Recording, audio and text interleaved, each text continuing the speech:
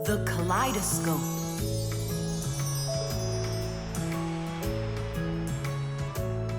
Thomas, when are you gonna give me a peek at your new ball? I just can't wait. I told you, you can see it as soon as I hang it up. You're not peeking, are you? No, I'm not. Oh! So can I look at it now? Sure, take a look. Which one? This one. You broke it. It's okay. Don't be sad.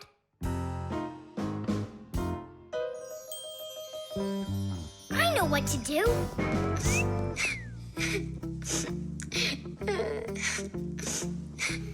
Thomas, look inside the kaleidoscope. What for? I looked already. Come on, there's something in there I'm sure you've never seen. Whoa. Cool, isn't it? What is it? It's my own invention, a pirate kaleidoscope. Laughs, right? Uh-huh. It's great. I really like it. Thomas, hi there. I heard that you got a pretty ball to hang on the tree. Shh. Can I see it? It's right there. Where? There. No. Oh, that's just terrible. Why'd you do that, Simka? Come on now, I just cheered him up. How? Tell me. With the kaleidoscope, remember what Grandpa's taught us? Do you know what makes a kaleidoscope have such beautiful patterns? Ah, it's because pieces of multicolored glass are tumbling around in there. And it's also because it has mirrors inside. Usually there are 3 of them, and they are arranged facing each other. That way, each piece of glass makes many, many reflections that create the kaleidoscope's beautiful symmetrical patterns. By the way, you can put just about anything you want inside a kaleidoscope, and each different thing makes its own special pattern. Yes, there are all kinds of kaleidoscopes. Some with buttons inside, some with flowers, and even some that are filled with insects. Once, a very rich man had a kaleidoscope made with precious stones inside.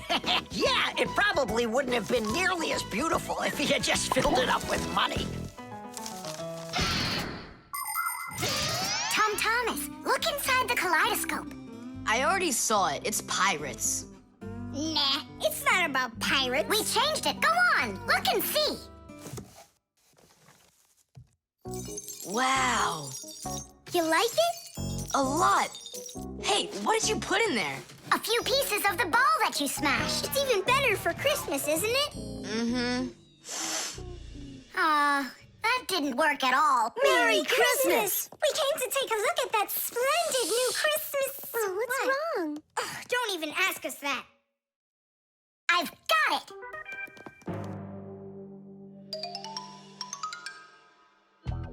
Thomas! What? Look inside the kaleidoscope! Again? I don't want to. And I'm telling you, you've got to. Fine. Cool, yeah. Merry Christmas! Thanks so much. Now don't you feel good again? Yeah, it's really something. And you're the first human in the world that's ever seen it. How about that? Turn it! It's great, isn't it? Wondrous designs that tickle the eye in the kaleidoscope. Shimmering scenes, gingerbread trees in the kaleidoscope. Magical flowers just blooming with light, petals that glisten and gleam. Kaleidoscope, kaleidoscope, a crack to the world of dreams. Kaleidoscope, kaleidoscope, a crack to the world of dreams.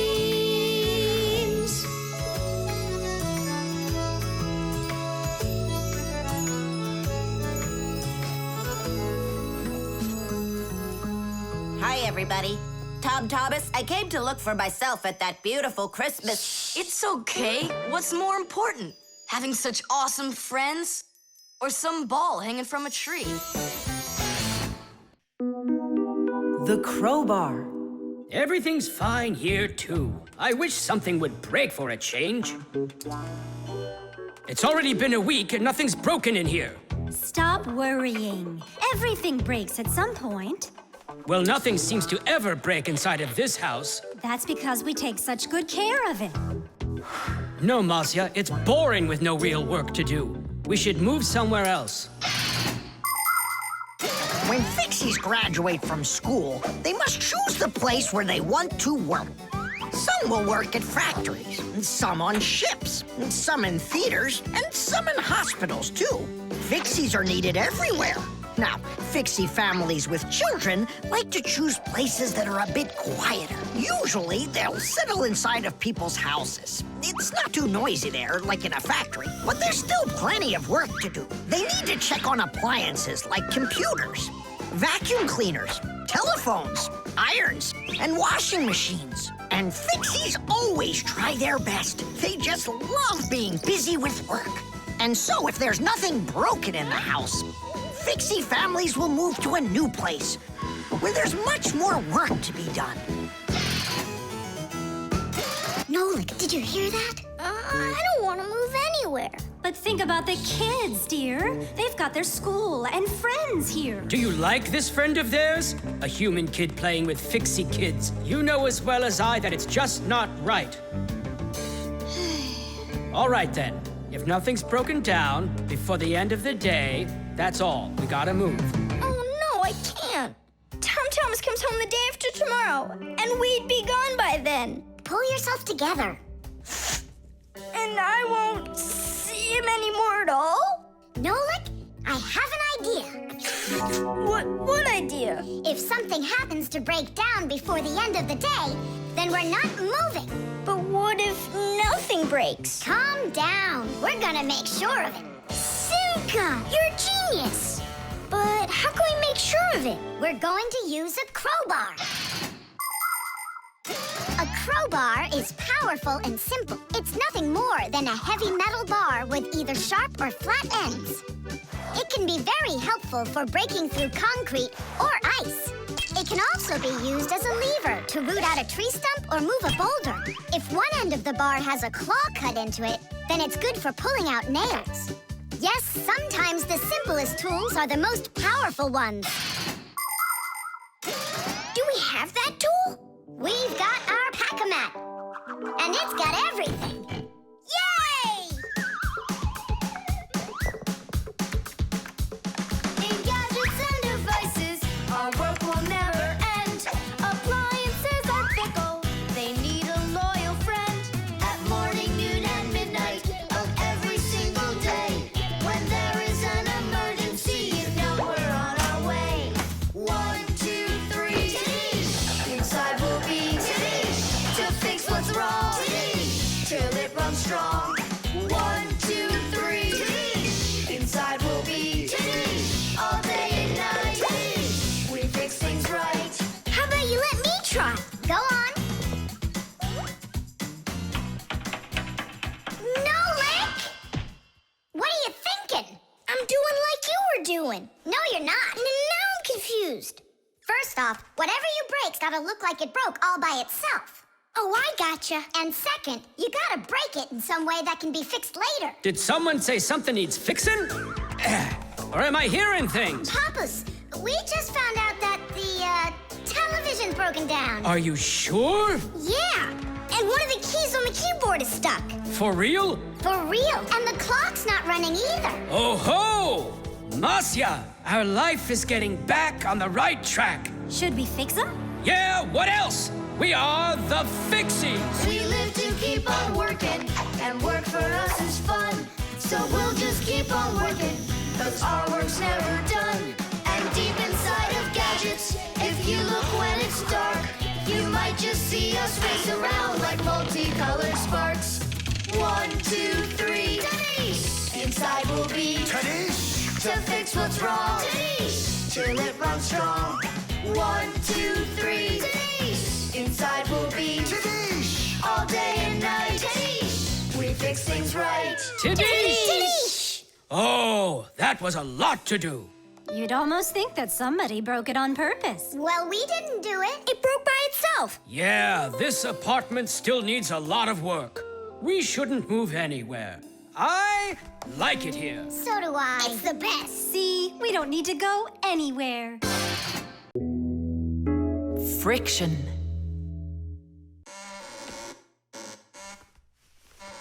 Oh, Thomas, that door of yours squeaks terribly. Yeah, and it's not easy to open either. Well, that's because the hinges are rubbing. That's why your door is not working right. How can I fix it?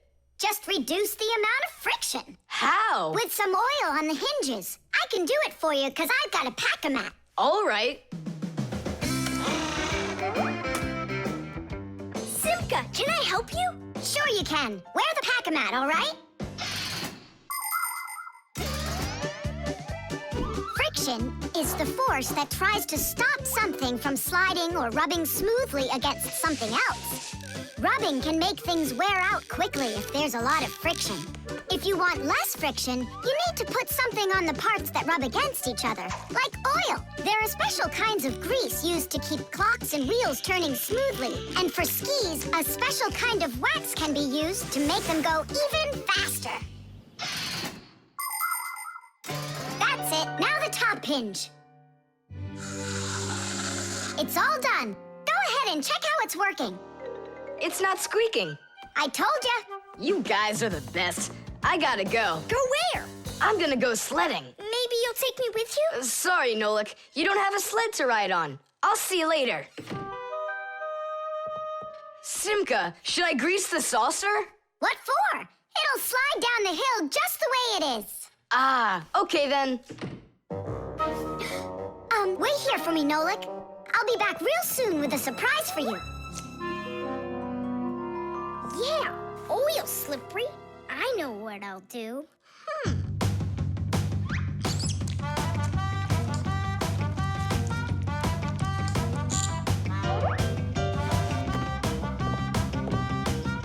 Wow! Talk about no friction!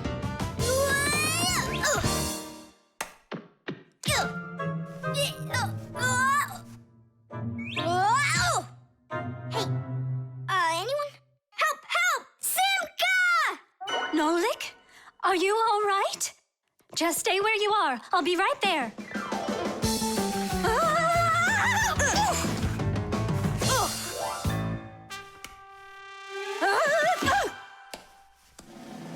Papoose! Help us, please! Who called for me? Help is on the way! Hey, what are you up to? Grandpa, stay away from here! You'll fall over. Huh? What did you say? Stay where you are!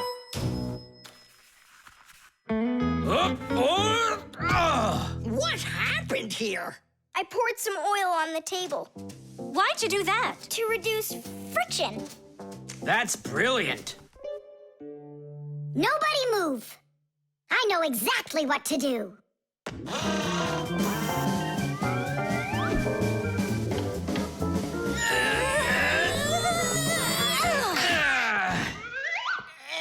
And what was the problem you had with the friction? I want to see all of this oil gone in 5 minutes. Engineers are in a constant battle with the force of friction. They want less friction so that cars will run faster and their parts will wear out less quickly. But just imagine what the world would be like if all of a sudden there was simply no friction at all. Everything would start slipping out of our hands and falling off the table. Knots would untie themselves, and that's not the half of it. Cars wouldn't be able to run without friction either. Wheels would spin around and around in one place, unable to grab onto the road. We wouldn't even be able to walk. Because when we walk, we move forward by pushing off the ground with our feet. And how can we do that without friction? We can't. So now I think you can see why it's not so bad to have a little bit of friction in our lives. Whew! We cleaned it. But it's still so stinky. Nolik, I completely forgot.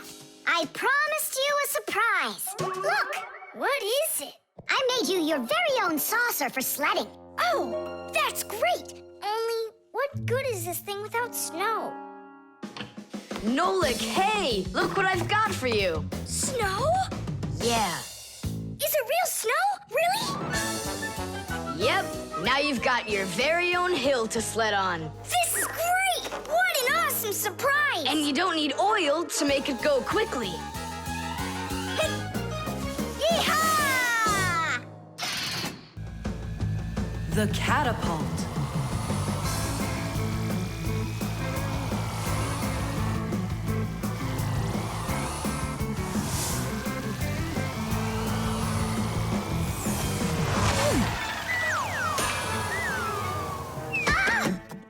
What was that, huh?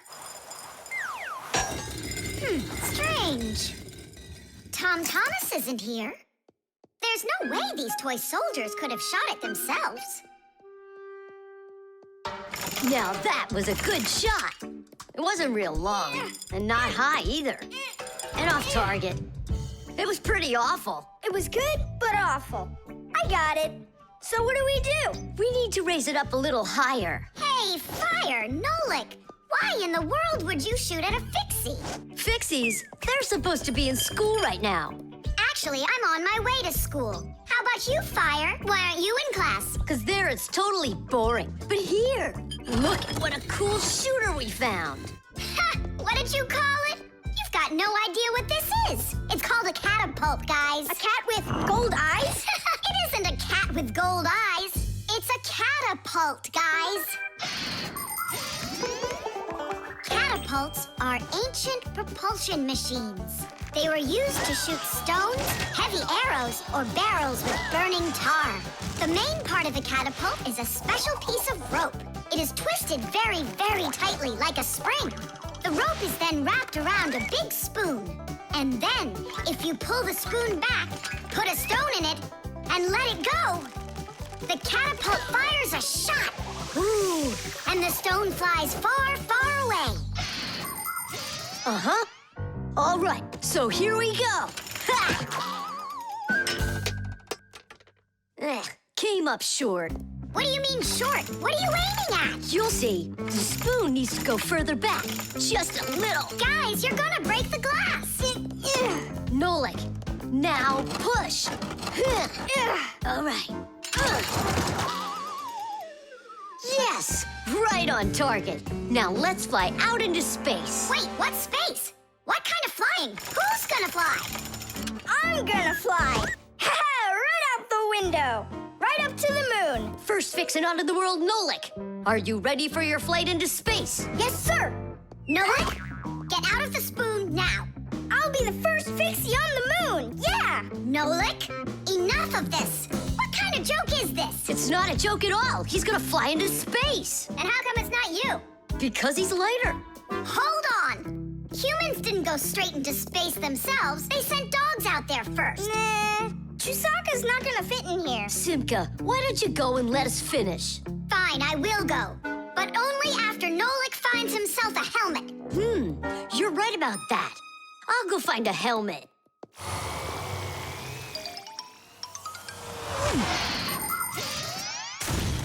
The catapult was invented in ancient times, but people still use them today. Only now, instead of launching stones, catapults are used to launch jet airplanes. You see, the runway on an aircraft carrier is quite short, so catapults are used to help the planes move fast enough to take off. Catapults can also be used to save the life of a pilot. When an airplane has an accident, a catapult activates in the cabin. The pilot is shot into the sky and comes back to the ground with a parachute. A plain old slingshot is also a kind of catapult. It's just a very little one. But be careful with this toy. It can be dangerous to others and to you too.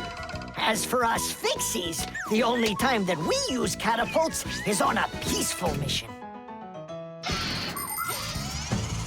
Habus, hurry! Our Nolik's getting shot to the moon with a catapult. What? And if I meet new Fixies up there, what should I say to them? Hi there. And you can ask them to launch you back. So? Let's do it! Fire! Launch it! Stop! Don't! Simka! Nolik! I'm not getting out!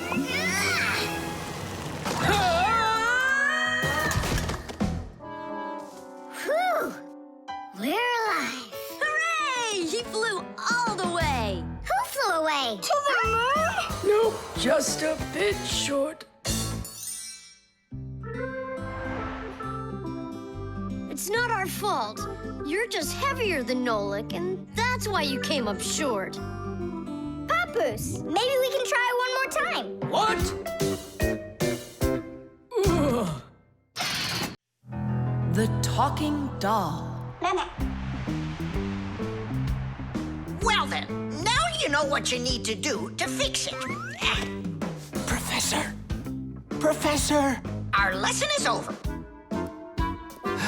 I'm sorry to be a bother. No problem, Professor Eugenius. Our lesson's over. I've got an urgent matter. You see? You've got yourself a talking doll. Yes, only she speaks Japanese. The problem is I've been asked to get her to talk in English. We can teach her. It's a new technology. I'm puzzled. Don't you worry. We'll figure it out, Professor. Thank you, my colleague. You're always there when I need it. What would I do without you?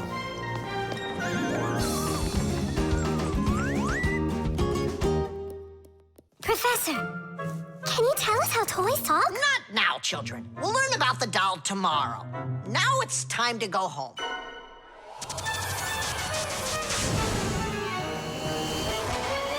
I already know everything about that doll. You do? Changing her voice is so easy that anyone can do it. How? Here, come, I'll show you.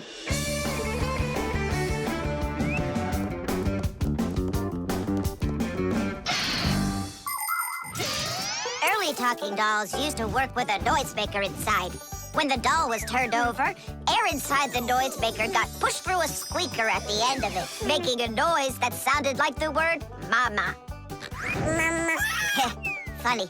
Today, the noises are recorded onto an electronic chip that's part of a little player inside of the doll. Just press a button, and the sounds start playing. So now dolls can say much more than just mommy or daddy. They can say anything at all.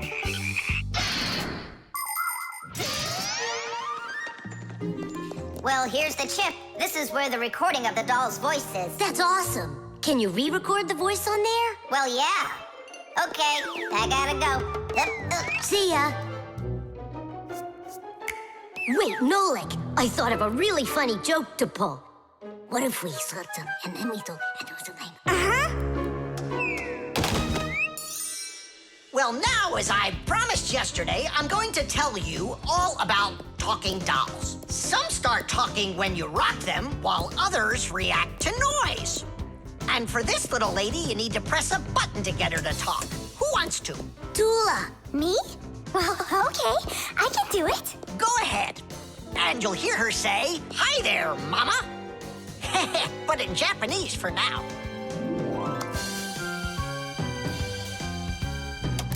Tula! Tula?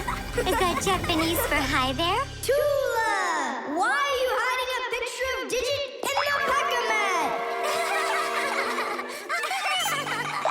How could she ever know that?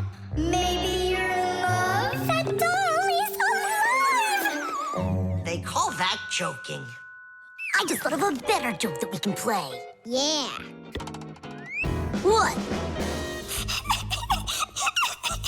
Tula, don't cry. She's not alive. She is alive. I'll tell you who did this horrible thing. It was Fire and Nolik. It's true, but now the joke will be on them. How? It's easy. All we gotta do is go. The smartest Fixie in our class is Digit.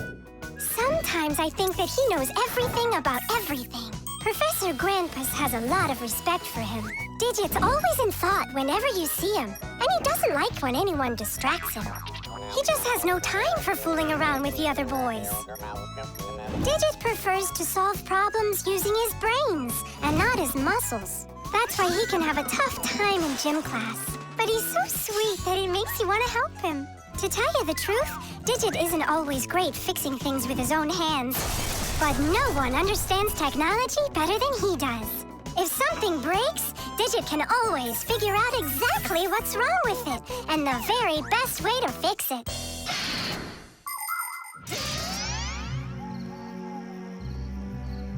We're gonna make it even funnier this time. Uh-huh. You came back? What? You troublemakers. Now I'll show you what happens to bad boys who hurt girls' feelings. Oh, you got scared. Who's crying now, huh? They probably thought that the doll came to life. You know what, Digit? I just started thinking that it might be better if she were alive. You know, Tula, you sure are hard to please.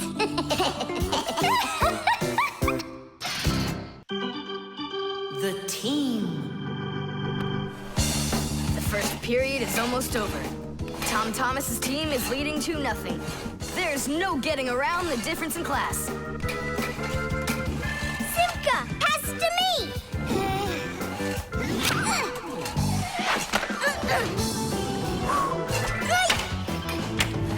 Simka, over here!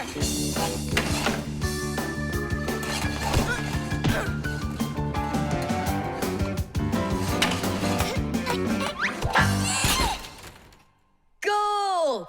3-0. And that's the end of the period. Time for the teams to take a break. This isn't a fair game. There's 6 of these guys and only 2 of us. Go ahead and call your classmates. I'll still outscore you. You sure about that? Uh-huh. Well, Tom Thomas, you asked for it. Young Fixies take classes and study just like human kids. But Fixie schools are quite a bit different than schools for people. To begin with, there are no more than 10 students in a room. In Simka's class, for instance, there are 6, and the children don't study in one place. On one day, the lesson could be inside a refrigerator, the next day in a computer, and the day after that in a vacuum cleaner. This is the best way for Fixies to learn all about them and put their new knowledge to the test. But the most important thing is that they have to learn to work as a team and help each other. Stronger Fixies helping weaker ones, and older Fixies helping younger ones. This is a must for Fixies, because appliances are so very big that if we didn't work as a team, we little Fixies could never get by. As the second period is about to begin, our full team comes to the ice. Huh? Introducing the engine of our class, Fire! My motor's roaring. And now the brains of our class, Digit! Okay, what's the score? Now here is the spirit of our class, Tula! Could I be our goalie? And here she is, the face of our class, Verda! And oh, what a cute one. So you want to quit, Tom Thomas? I'm not afraid of you.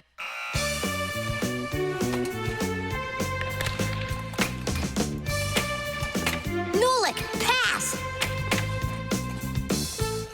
Shoot! I'm calculating the angle to use. Oops!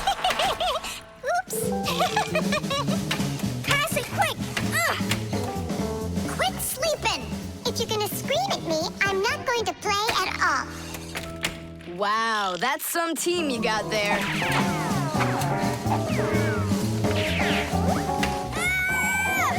6-0. It's a blowout.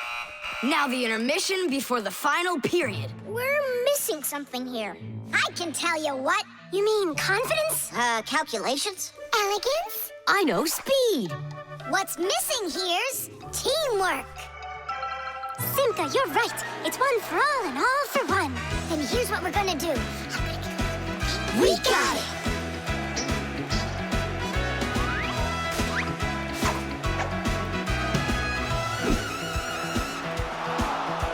Attack and check, don't lose control. A line change on the fly. The puck is zooming towards the goal to score and break the tie. It's one for all and all for one. Great teamwork is a must. Let's go and show 'em how it's done.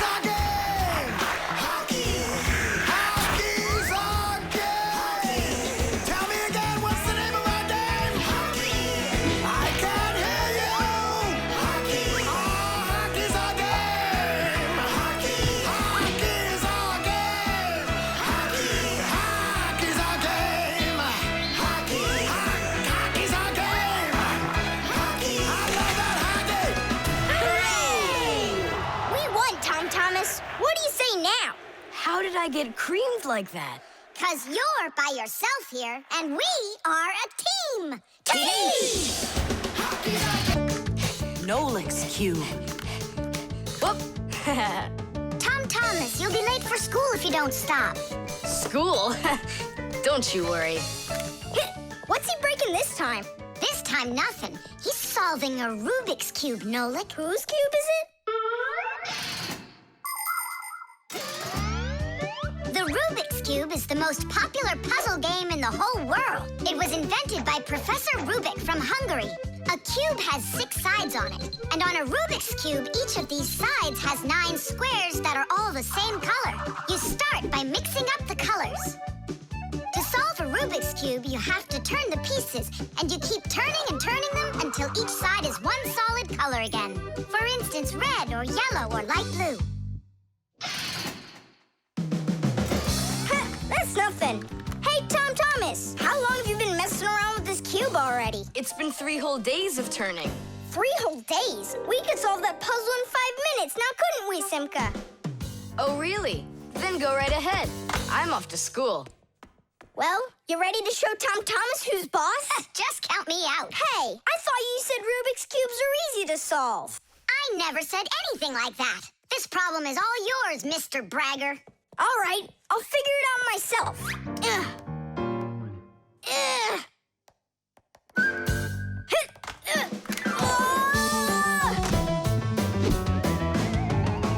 Hey, Nolik, looks like you've got a problem. Oh, hi, Fire.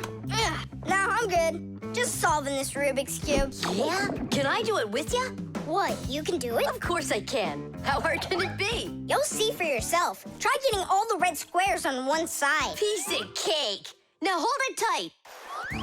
Great, I'm with you.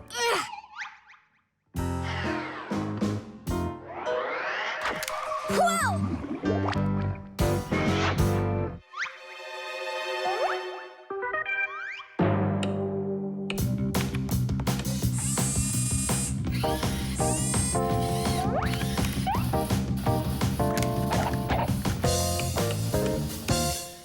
You mean like that?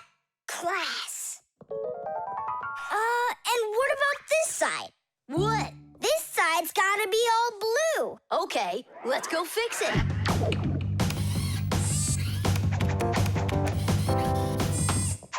There, like you wanted.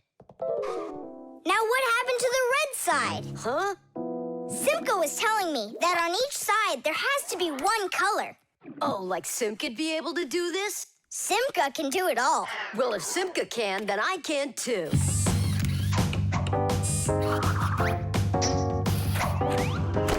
Oh! Fire! You busted the cube! I didn't bust it. I took it apart. Now let's put it together. And not just any way, but the right way. Puzzles are toys, games, or problems that force you to use your mind in a clever and creative way. Take a labyrinth, for example. In a labyrinth, the challenge is to find the one way to get through a series of tangled corridors. Another fun puzzle is a jigsaw puzzle. Here, you need to put together a picture out of many little pieces. For this, you need to not only pay attention, but be patient. And there are all sorts of puzzles for the computer.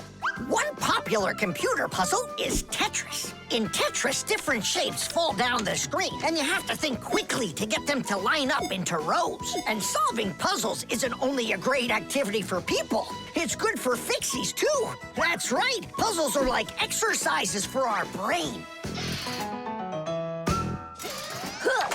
There, all done. Nolik, you better hurry, 'cause Tom Thomas is on his way home. Hi there, Simka. Just take a look at this. We did it. I can't believe it. How? Oh, it was a piece of cake. Simka, Nolik, I'm back. Well, I'm out of here. Ciao! Woohoo! Wow, you really solved it. It was Nolik.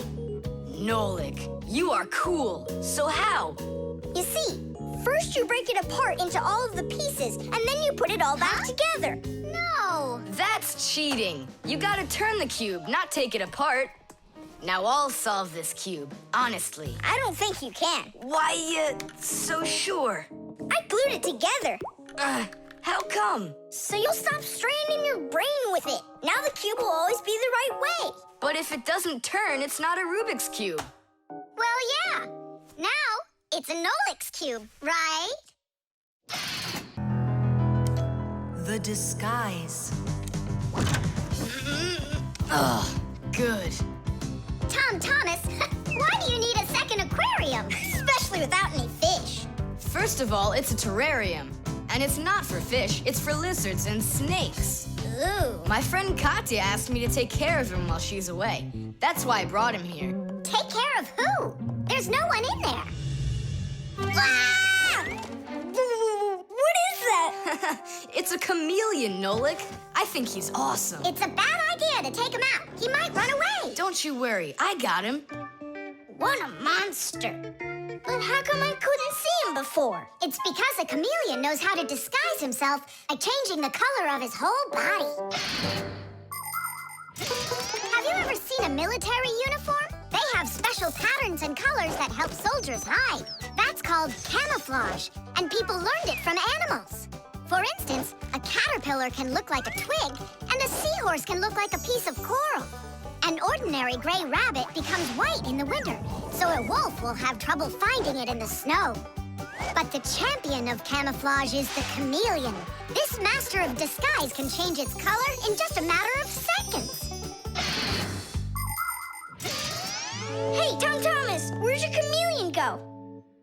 Oh, it disappeared. It didn't disappear, it camouflaged. He won't hide for long. Let's find him.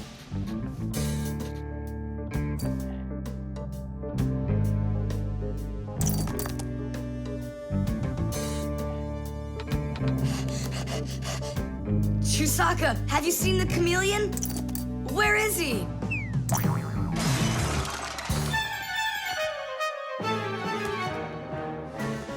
Do you see him?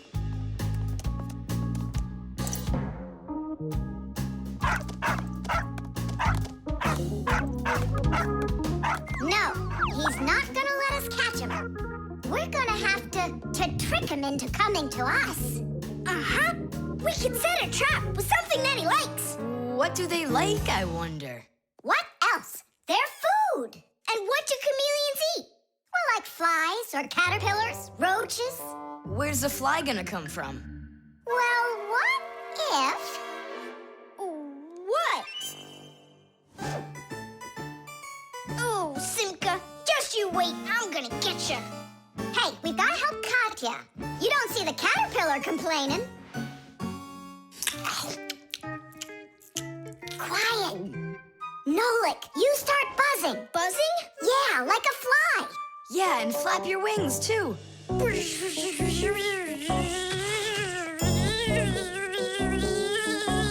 Simka, how long do I gotta keep doing this? Until the chameleon shows himself. Just keep buzzing.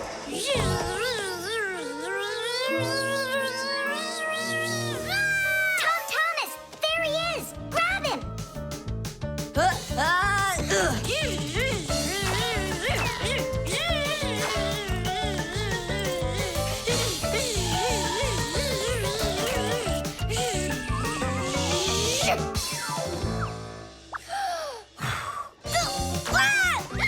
Let go of my brother. Tom Thomas, quickly. I've got a hold of him.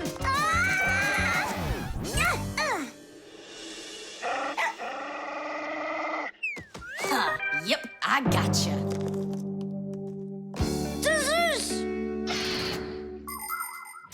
In the army, they use camouflage all the time. They use nets that look like bushes, paint their tanks in colors that make them blend into their surroundings, and even fly in special planes that can't be seen by radar. They do everything they can to disguise their location. But it's not just the army that uses disguises. Photographers camouflage themselves to take pictures of wild animals. People use makeup to camouflage their blemishes. And artists, they disguise old walls with bright, happy pictures. And people just love to put on masquerade parties where they disguise themselves in costumes and masks. And of course, Fixies have their own great disguise. Remember? Well, what is it? Now he won't run away. So, Mr. Master of Disguise, what are you gonna say now? If only I could disguise myself that well. Nolik, what are you talking about? You know how to disguise yourself 100 times better than him. Oh, you're right. Hey, Chameleon, look and learn. Here's a real disguise.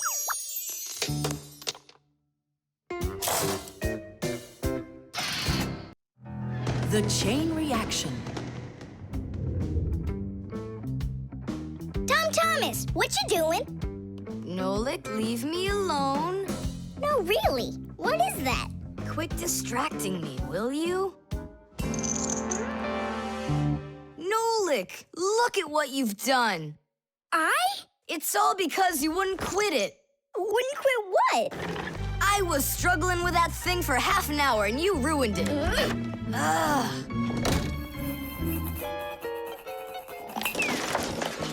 Whoa! Ah! Oh! Hey, Tom Thomas, can you hear me? Tom Thomas, let me out!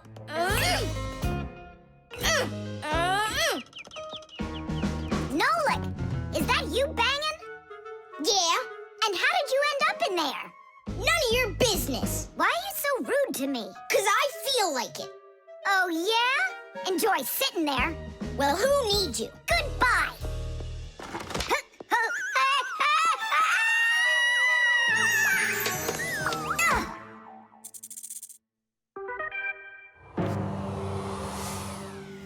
Oh, Simka, what happened to you? Did you bang yourself? And so what? Does it hurt? Leave me alone, Tula. You always have to be fussing over everybody. Come on, why are you so angry, huh? Nolik was rude to me. That means you have to be rude to me? Forgive me, Tula. And where's Nolik right now? There. Let's go see him. Nolik, it's Tula. Are you all right? I'm fine. Why were you so rude with your sister? 'Cause Tom Thomas was rude with me. I get it. It's a chain reaction. A what? Setting a log on fire isn't easy. But it's easy to light a match. Use the match to light kindling, the kindling to light a twig, and the twig to light the log. Have you ever seen a fire grow? It's an example of a typical chain reaction. So be extra careful with fire. Because just one match or little piece of smoldering coal can lead to a huge disaster. Yes, they can make a whole forest burst into flame and burn down to the ground. And all because of a simple chain reaction. I don't get you. What chain reaction? What do you mean, Nolik? Tom Thomas was rude to you, then you were rude to Simka, then Simka was rude with me. So there it is, a chain reaction. Yeah, and the rudeness was like a little spark. It just spread and spread and spread like a forest fire. Will you forgive me, Simka? Yeah, all right. I've got an idea. Why don't we try starting our very own chain reaction the other way around? What do you mean? Well, instead of spreading angry and rude feelings, we could spread happiness. But how? It's simple. All we need to do is smile and say nice things to each other. What a great idea! We could work together and fix Tom Thomas's mood. And I know how. Come help me pick up this domino, will you? Everything in the whole universe is made up of atoms. Particles so extremely small that you can't even see them through a microscope. But when a tiny atom splits, it makes a tiny explosion. And that explosion can start another explosion, and another explosion, and another. And now you've got a chain reaction. And that's how a lot of tiny explosions work together to make the gigantic explosion of an atomic bomb, the deadliest weapon known to man. But atomic energy can also be used for peaceful purposes. For example, nuclear power plants use this energy to produce electricity and hot water. And nuclear-powered icebreakers can break through the thick Arctic ice so ships can sail on their way.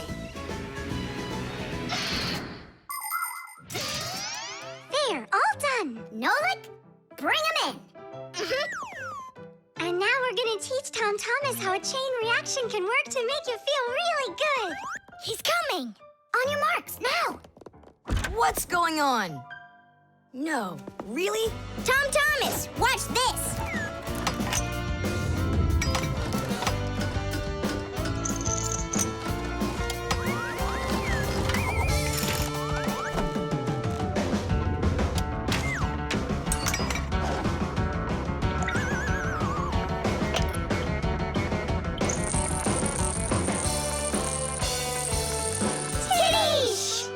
That was so totally awesome! I can't believe what I saw! How did you do that? It was just a real... A chain reaction. What? A chain reaction. The Pack-A-Mat.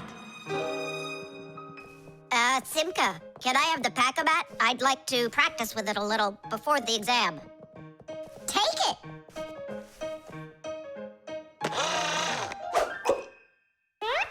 You're really good with that thing. Good. I couldn't be any worse with it. I wanted a vacuum cleaner. Actually, you were pretty close there. You did manage to get the hose at least. This is not at all funny. In order to get a tool out of a Pac-Man, a Fixie must not only press the button on his chest, but he must also clearly picture exactly the tool he needs. By the time they are adults, this is easy for Fixies to do. But while they're children, they must study hard to master this important skill. As Fixies learn about new tools, they take exams to prove they know how they work. And if they pass an exam, the new tool is added to their Pack-A-Mats. And there's no end to what you can find inside. Screwdrivers, hammers, ladders, vacuums, and even soldering irons. But many of the tools that Fixies use look quite different from the ones that humans have. And the reason for this is very simple. It's because Fixies have to fix appliances that are much bigger than they are. I just wish I knew which tool was gonna be on that exam. I got it! You just stay right here. Grandpoos! What? On the exam, which tool are you gonna ask about? It's a secret. It's too bad. But I'm sure you can keep a secret, right? Of course. Then I'll tell you. Today's exam is on pliers, you see? You won't tell anyone, will you? Not a chance. I'll never pass it. You will. He's gonna ask about pliers. Huh? How could you know that? It's a secret. Okay, Digit. See if you can get the pliers out of there. A pair of pliers is a great tool indeed. To grab and turn things, it's the tool that you need. Just be careful how you use them, or your fingers, you could bruise them. Pliers are a great tool indeed. Just be careful how you use them, or your fingers, you could bruise them. Pliers are a great tool indeed.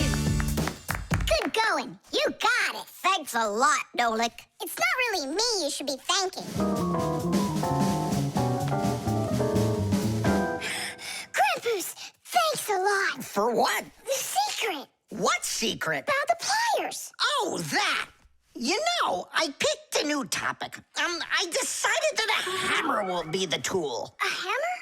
Only it's a secret. I remember. The topic got changed. It's a hammer. You sure about that? Totally. All right. I'll try to do it.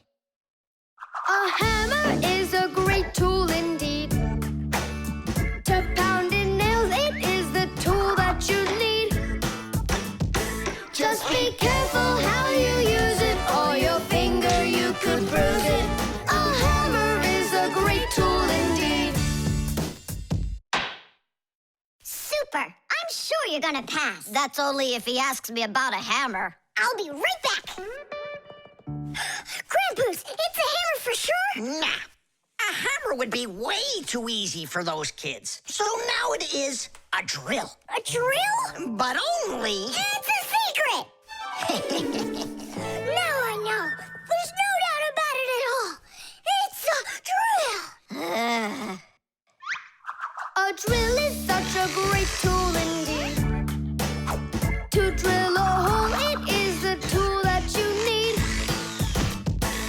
Just be careful how you use it, or your finger you could lose it. A drill is such a great tool indeed. And if it's not a drill, right! Hammers, wrenches, drills, screwdrivers, vices, mallets, saws, and pliers. All of these are super duper great tools, yes indeed. That's all. That's enough of this. I'll just go and take the exam. Yeah.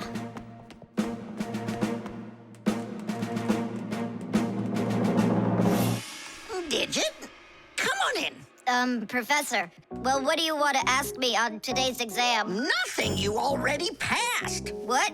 You mean you're not going to ask me anything at all? No need. You're excellent at getting tools out of a pack-a-mat. But how could you know that? That's a secret. And we Fixies sure know how to keep secrets. The drum. Now, let's turn it on. It's buzzing. You hear it? I would love to. But the only thing I can hear is Nolik's banging. Nolik, what are you doing? I'm rehearsing my solo. Nolik's the drummer in our rock band. Didn't you know that? Why don't you go and rehearse somewhere else if you wouldn't mind? Yeah, all right. I just can't work like this.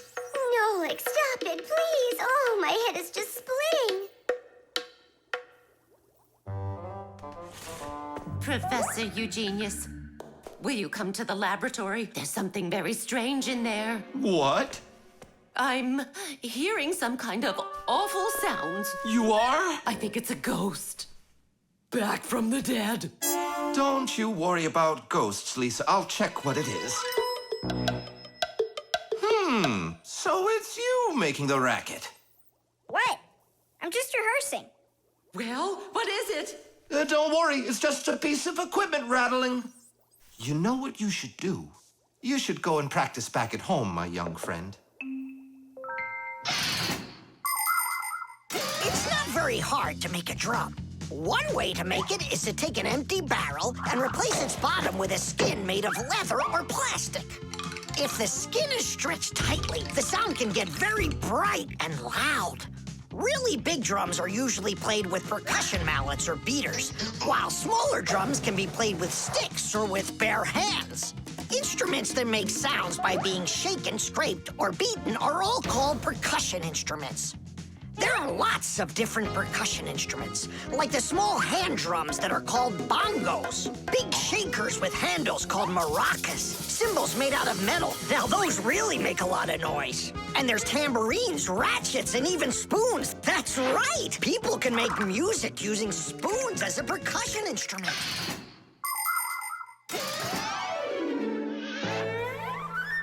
Tom Thomas, do you think I could practice my drumming here? Yeah, go ahead. I've just got some homework to do. I can do that, and better than you can, too. And what if I play like this, huh? Then I'll go like that, or like that. Ever since I had decided that a drummer's what I want to be, there is nothing that I won't bang on, 'cause the world's a drum to me.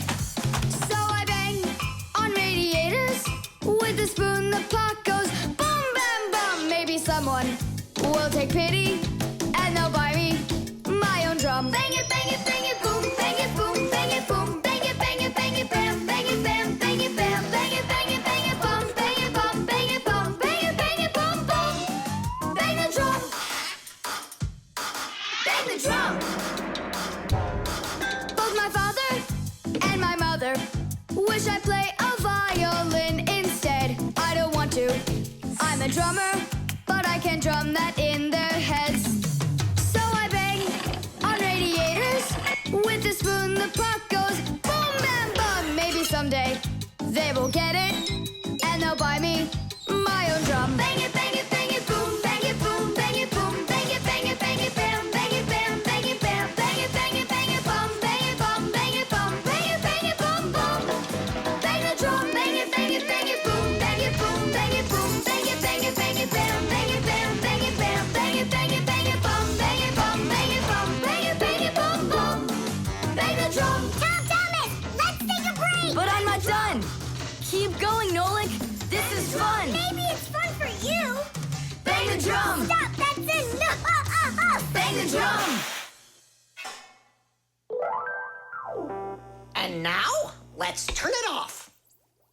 hear that?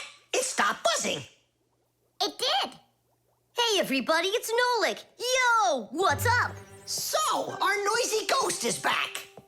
I thought you were practicing at home now. Tom Thomas is drumming there. I had to run away. Well, our excursion is over. And now I would just be so happy to listen to your rock group. Hooray! Bang the drum! Bang the drum! Come on, not so loud! Bang the drum! Did you say something? Bang the drum! I beg you, not that loud, please! Tubes. Today's lesson will be on pipes and tubing. Right here inside of this laboratory, you can see them all over. Look, over there, and there, some more over there, and there's another one. So, who can tell me some different uses for tubes? Digit.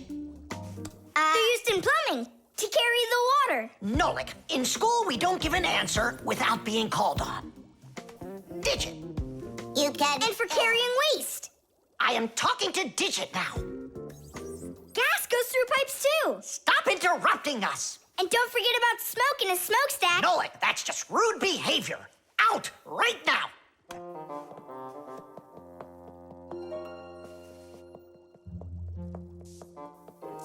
All right. And a shower hose. That's also a tube, right? I told you to get out. Yikes! And a vacuum cleaner's got one too. And those spyglasses that pirates use when they're sailing. Hey, what do you say we all go and sneak out of here? Great idea. Let him call out to himself. Shh. And a trumpet's a tube that you blow through.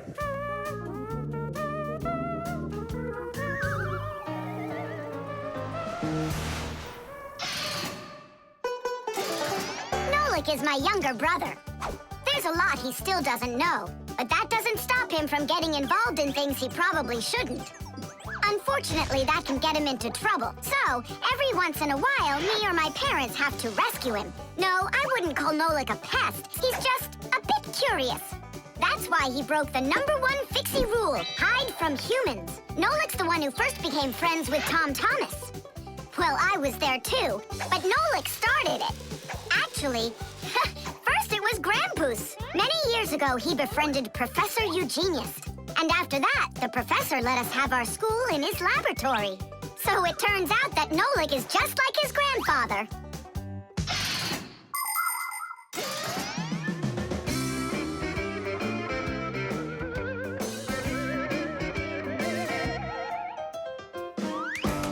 Digit, go on then.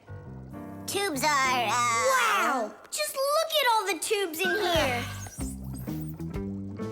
There's rubber ones and glass ones that are curvy. Oh, yeah! Pens! Parts of them are tubes, too. He stopped talking. He ran out of ideas. And those tube slides at the water park. The barrel of a rifle and the shell of a bullet. Those are tubes. Oh, there's a tube with a serious crack. And it's also dripping and hissing. It's dripping? Where? How can I show you when you kicked me out of class? What's going on? Take a look. That tube up there is leaking. That's acid dripping out. Is that dangerous? It's awful. Any second now, it'll explode. Where did Professor Eugenius go? He went to eat a sandwich. So what do we do? It's a disaster. Don't panic. Fire, Verda. Go to that hose and shut off that valve. Simka, go get a pack-a-mat. We'll fix this pipe ourselves. It's very important to be sure that a pipe won't leak. But making pipes that won't leak isn't so easy. Pipes can be made by rolling up a sheet of metal and sealing it up. Unfortunately, the seam can break, and that's why people have figured out how to make pipes without seams. They do it by stretching out hot metal on special machines. And PVC pipes are squeezed out of hot plastic like pasta. When the plastic is cooled down, it hardens into a pipe. We fixed it just in time. Nolik, way to go there. Hey, Simka, where is he? Don't know. Heh, he finally left. Here I am. Nolik, I want to thank you for being alert, and I'd like you to join our class. Tadish! Only don't forget, in my class, students cannot answer unless they're called on. Now then, pipes and tubing. Digit, please continue. Well? But Nolik said all of them already. Nolik. Not all. A straw for drinking a shake is a tube, and some noodles are tubes made out of dough. And what's it called? That thing. A hole in a mountain. Wait a second, I'll get it. A volcano. That's not it. They go this way. I mean the kind that go like that. Heh, they're tunnels. You got it. Well done there. Yeah. The prosthesis. Simka, over here. Take a look at what I found. It's a bear. Ooh. What bear did you find, Nolik? You know, it's the one Tom Thomas told us about. He was his best friend in the whole wide world. Until he became friends with you and me. What? Oh! Uh-huh. Let's try to wind him up.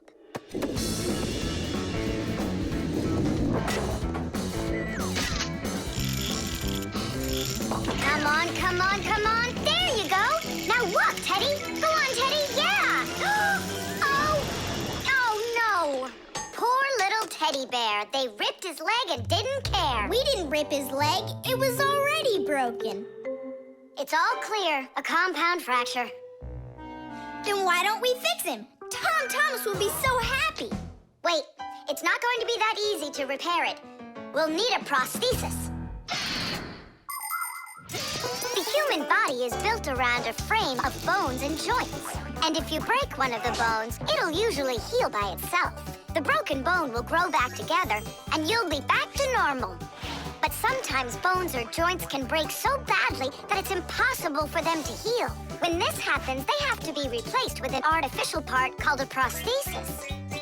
A prosthesis can replace more than a bone or a joint. It can be made to replace a whole arm or a leg.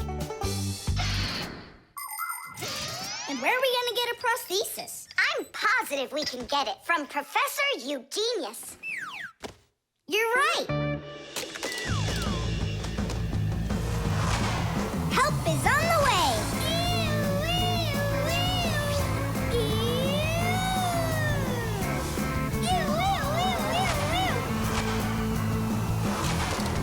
Hello, Professor Eugenius. Ah, I'm pleased to see you, dear children. How do you do? Hi there. Professor Eugenius, can you make a prosthesis? What, have you broken something? No, not us. It was the bear. He broke his leg. What bear? The teddy bear that used to be Tom Thomas's friend. Ah, now I see. Today, with the help of modern prosthetics, more is being replaced than just arms and legs. For example, if you lose a tooth, it can be replaced with an artificial one. That's also a prosthesis. And there are times when a person starts losing their vision because the lens in their eye gets foggy and can't focus. For this, there's another kind of prosthesis, a new clear artificial lens. A prosthesis can also be used to help people with poor hearing. A tiny device can be put inside of somebody's ear so they can hear what's going on. And that's not all. People have also learned how to treat a sick heart by replacing its worn-out parts with prostheses. What fantastic inventions these prostheses are. It's amazing what they can do. They help people live a full life. Professor, is it working out? We'll know soon enough.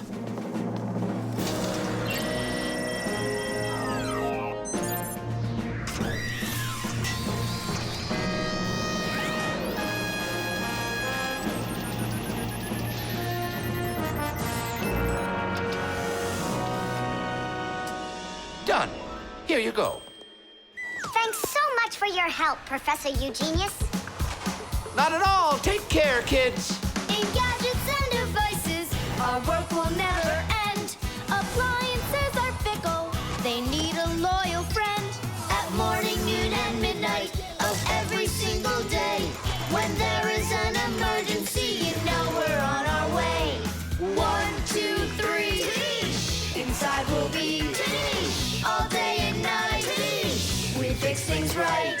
Well, now this old friend of Tom Thomas's will be just like new, Nolik. Simka, if Tom Thomas makes friends with the bear, then what? Will he stop being friends with us? Hi, everybody. Hi there. Oh, my teddy bear. You found him for me. And you fixed him. Ah, thanks a lot.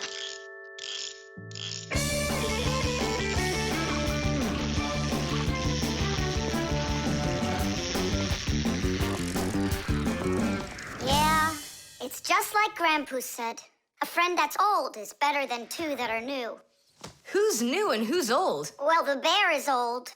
And we're new. Nolik, it's not true. You're the Fixies, guys. You're my very, very best friends in the whole wide world. Teesh! The Barcode. And so, what do we do if we happen to see humans? Hide from them, right? And what if you've got nowhere to hide? Then we turn ourselves into screws. That's correct. Where could it be? Where on earth could I have put it? Oh, I'm such a scatterbrain. Ah, it's Professor Eugenius. There's no need to hide from him. He's our friend. Where has it gone? Did you lose something again, Professor? Yeah, how did you guess? It's just awful. Yesterday I started testing a new iron, and today, it's totally disappeared into thin air. Where could you have put that thing? I've got it down to two places. It could be in the warehouse or not in the warehouse. Yeah, that information will help us find it. Or not help us find it. Class, follow me to the warehouse.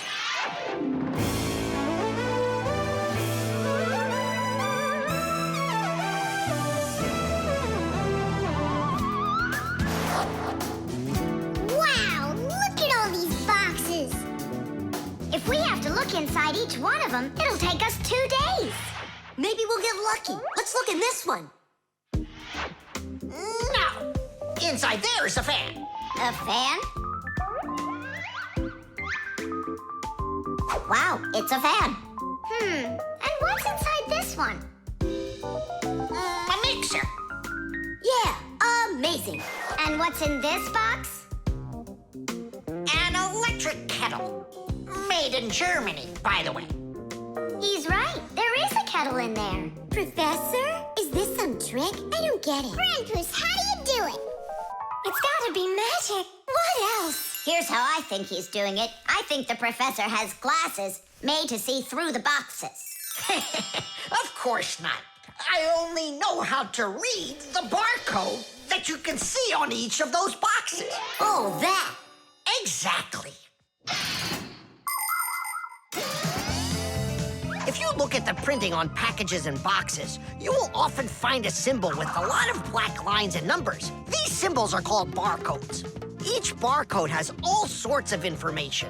What the item is, what country it came from, and even in which factory it was made. With the help of a special reading device, a scanner, it's possible to read all the information the barcode holds. It really is an excellent system for stores to know what they've got. You don't even need a scanner to do it? I can figure out barcodes without one. I'll teach you if you want. Class. Let's see. We're looking for a box with an iron. There. Well, bring in the professor. Today, on almost everything that is sold, there is some kind of mark. For instance, this kind of mark is called a barcode. And this one, a QR code. These marks help us find out a lot of information. Suppose you walk by a building and see a QR code on it. Just point the camera on your mobile phone at it, and information about who built it and when it was built will appear on the screen. Isn't that great? It's a shame not every phone can do this yet. And that's not all. There are also marks that work without pictures. There are electronic chips that can hold information. These chips can be put inside of ID cards or travel passes, and all you need to do is press the card near a reader so it can check if you're allowed to go on through. Ah, you just made my day. You found it so quickly. What would I do without you? Huh? Is something wrong? This is not an iron. Whose sandwich is that? Mine. Yesterday I wanted to put it into the fridge, only I guess I put it into my... I just get distracted so easily. Look, we need to think this through logically. If you went and placed your sandwich into the box where the iron should have gone, then you must have put your iron in the refrigerator. Oh, here you are. Here you are, my new iron. Oh, I looked everywhere for you. Thank you, my friends, once again. There's no need to thank us at all. You're always there when we need help. You've even let us open our own school here in your laboratory. And we don't have to hide ourselves. Yeah, that's because you're so kind and you love Fixies. The stain.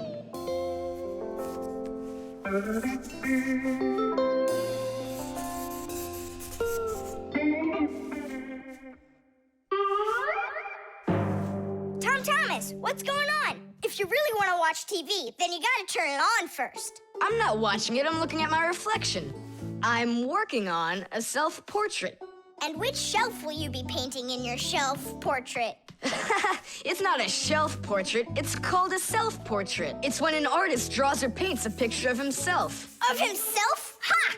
You think you've got muscles like this superhero I see here on this paper?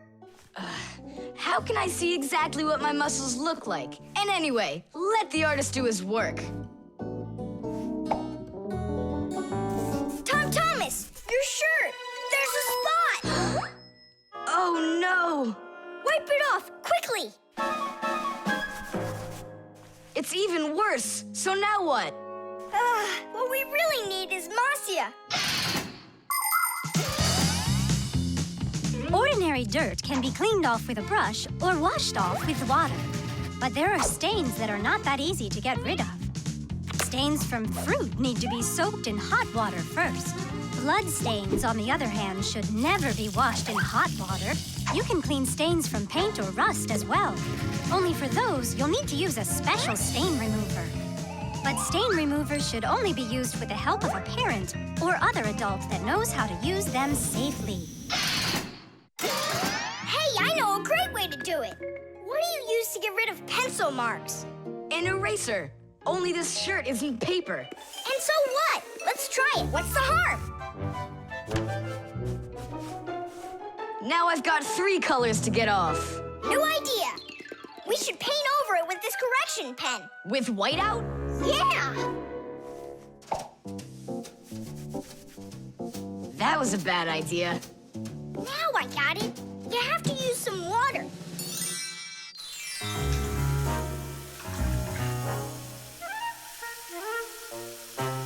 The wash should be better, don't you think? No, you can't wash whites with colors. And you've got a white shirt with colors all over it. Then how about if we try some more water? How much more can you use?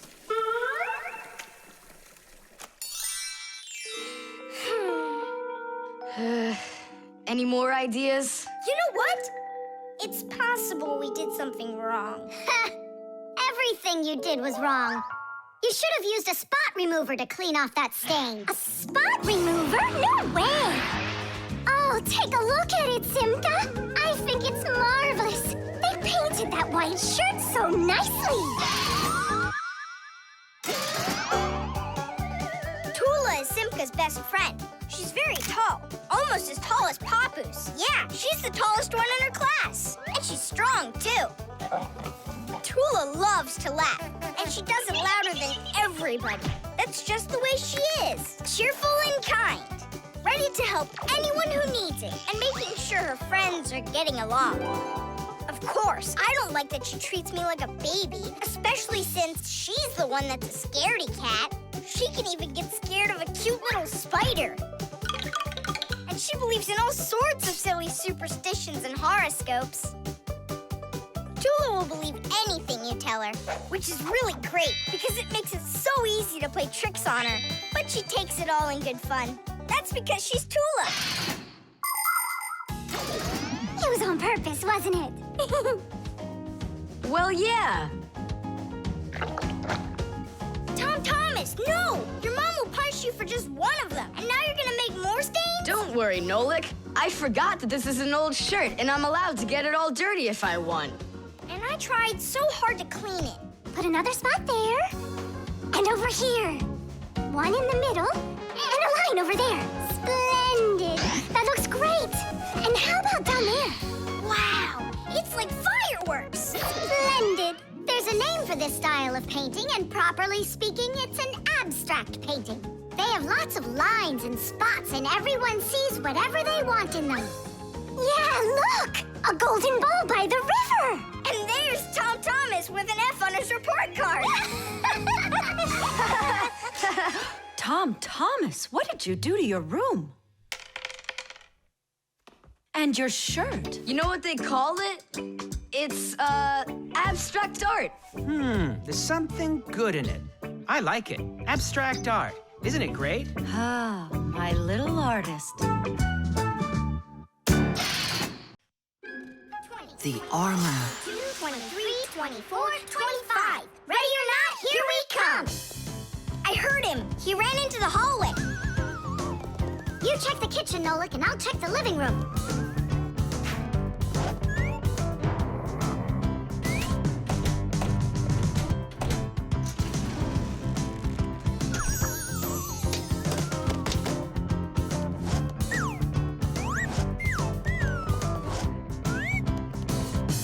Well, I just don't get it. Where could he be hiding? The office. We forgot to check in there.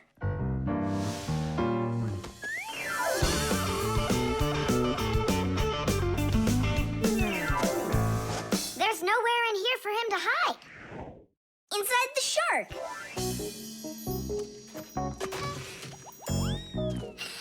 Nolik, Tom Thomas couldn't even fit half of himself inside of that shark. Yeah? Then in that huge vase. Uh-huh. He's all scrunched up in there and laughing at us. Oh! Simka! There! Did you hear that? He is in there! There's no one. But I know that I heard a hee-hee. You imagined it. Let's go take a look in the bathroom. I imagined it. It's so stuffy inside this armor.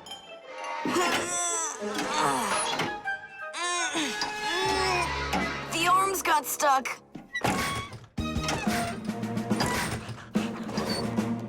Where else could he be?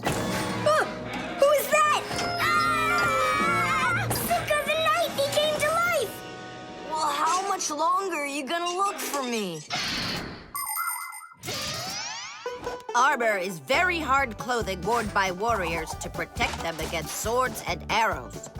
People started making armor in ancient times, but the full body armor that knights wore didn't start until the Middle Ages. The armor worn by knights on horses was heavy. It could weigh 100 pounds, and if a knight got knocked off of his horse, he'd need help to get back up again. By the way, the knights' horses, they wore their own heavy set of armor for protection. Hey, did you turn into statues? Tom Thomas? Is that you in there? Who else? Lift up this visor, I can barely breathe. And how come we should do it? 'Cause I can't. Don't you see? My arms got stuck. We see. You look funny. Funny to you, but now I'm stuck and I can't get out of here. Come on, help me out, please. Great! Chusaka's just what we need right now. Chusaka, what's wrong with you? It's me. Hey, stop it.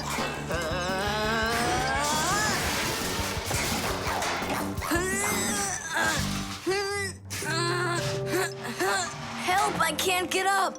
Come on, let's undo the latches, Nolik, quickly.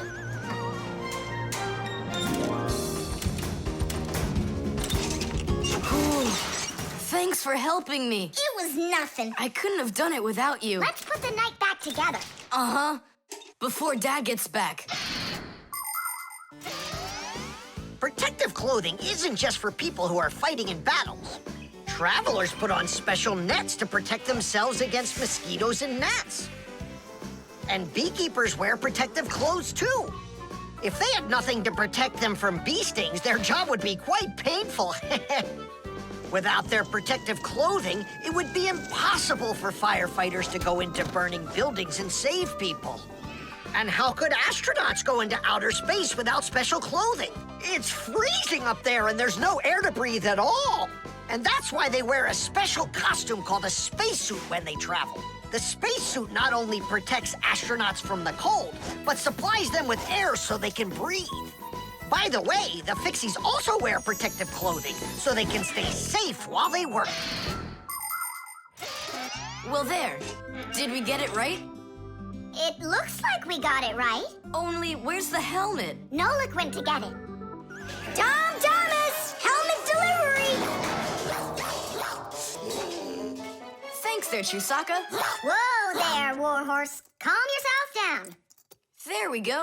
It's all back in place again. Too bad that your knight looks like a ballerina twirling around. You see, his arm. I can't move it. It's stuck. Here's what we'll do. Give him something to hold.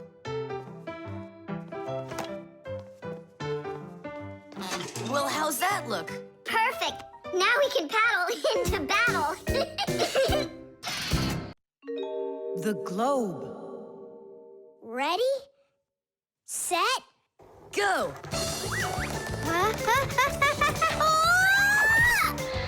Yay!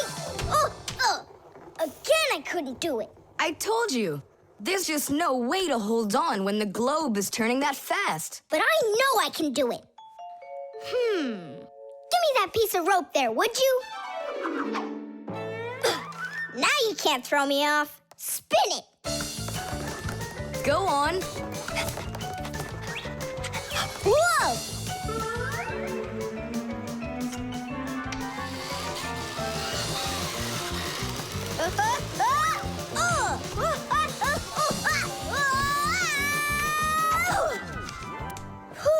What you doing? Trying to learn a bit about the Earth's gravity? That's a globe, not the Earth. Well, a globe's a model of the Earth, isn't it? Hey, come on, Simka. The globe looks like a ball, but the Earth is flat. We walk on it. The Earth also looks like a ball. It's just a very, very big one. It's not true. If the Earth is really round like you say, then it would throw people right off of it, like the globe does to me. No, it's just that the Earth pulls everyone towards it. Are you sure? The planet that we live on, the Earth, is a huge sphere. The Earth revolves around the sun, and the moon revolves around the Earth.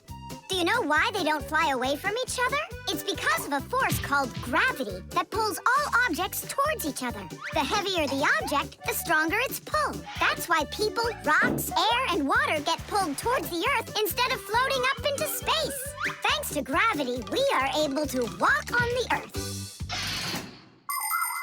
Then why doesn't the globe pull on me like the Earth does? Because this globe is very light. Compared to the Earth, this globe is like millions of billions of times lighter. Compared to the Earth, we're specks of dust. He's right. Look, a speck of dust. It sticks to the globe like we stick to the Earth. Oh, come on. It's just because no one's turning it. But the Earth's spinning and we stick to it. What? I just don't believe you. There's just no way the Earth is spinning. You've really got no idea how the days all turn into the nights, do you? Do too. It's because the sun goes up and then sets.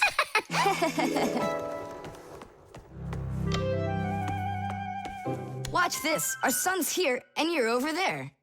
On Earth. Is it dark, Nolik? It's dark. Then it's nighttime on your side. And here, it's day. All right. Now we'll turn the Earth. Hooray! Now it's daytime for me. And night for me over here. Ah, my side got dark again. And for me, it's a new day. All right, fine. You guys were right. I believe you. The Earth is spinning. The Earth goes round and round like a tilted spinning top. And as it spins, the sun shines its light on whichever half of the Earth is facing it. And as the Earth makes one full turn, we watch. how the night becomes day and the day becomes night again. It takes 24 hours for the Earth to make one full turn. But that's not all. The Earth is also traveling in space around the sun. It takes the Earth 1 year to make a full circle. As it goes along its way, the top and bottom of the Earth take turns being closer to the sun. That's because the Earth is tilted. When the top half is closer to the sun, it's summer there, while at the very same time on the bottom half, it is winter. And when it is winter on the top half, it is summer on the bottom.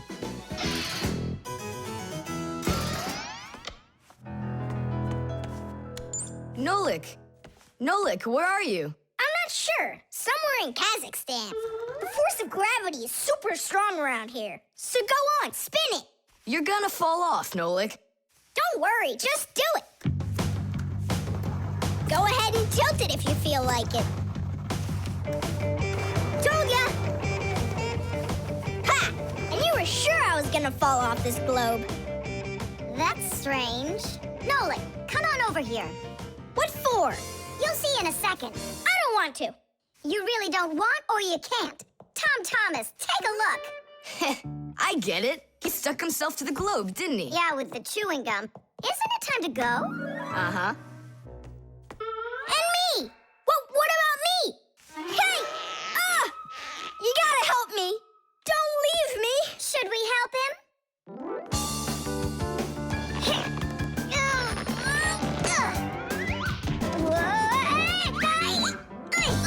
I never would have thunk it, but the pull of chewing gum is even stronger than the Earth's gravity.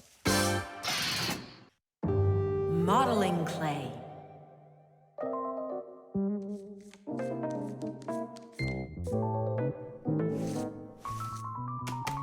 All done. Simka!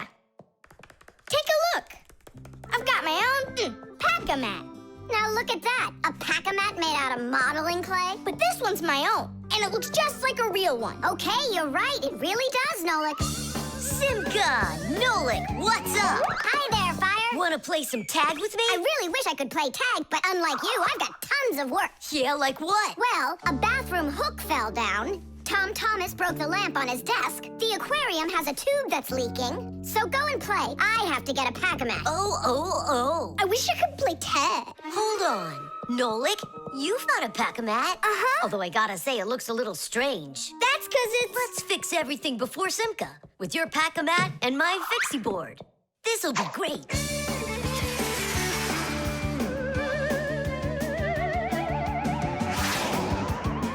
So where is that hook that fell down? All right.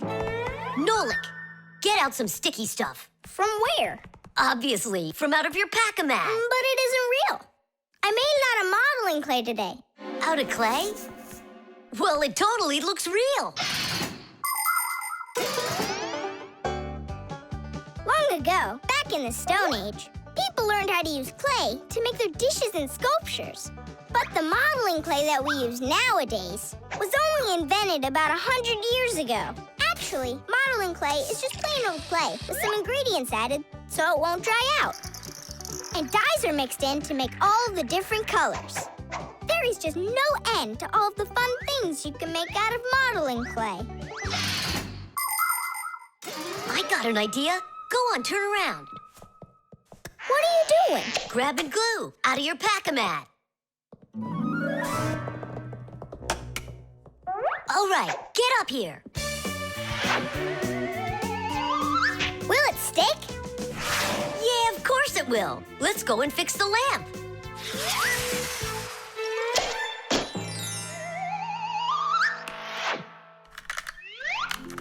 We can't fix this without a real pack-a-mat. Yours will work just fine.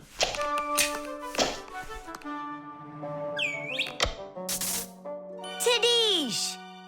So, what else did Simka have to fix? The aquarium. Hop on.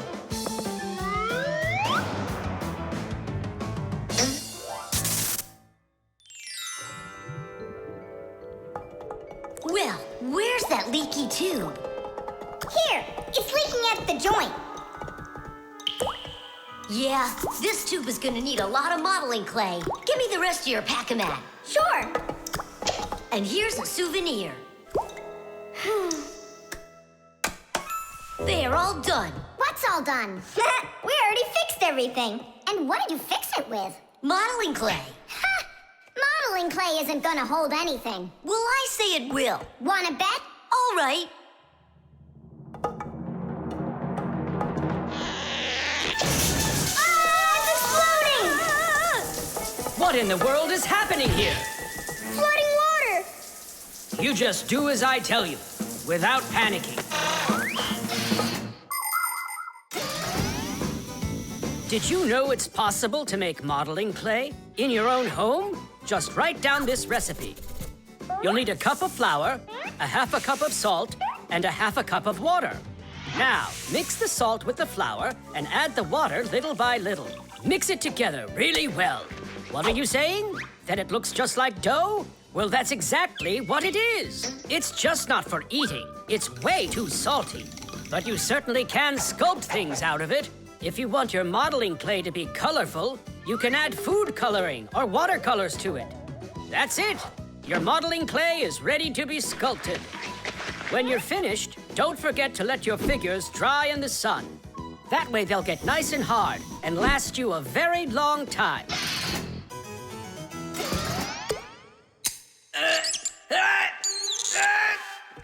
Phew. We almost didn't make it. And did you fix the lamp with that modeling clay? Uh-huh. And the hook, too. That was not a good idea. But it was really quick. Hey, that's true. That's why I want to give a medal to you. You're heroes. For real? Of course you are. And here it is, your medal. But it's made out of modeling clay. Your reward fits your heroic deed. The vent. Tom Thomas. Tom Thomas. Okay.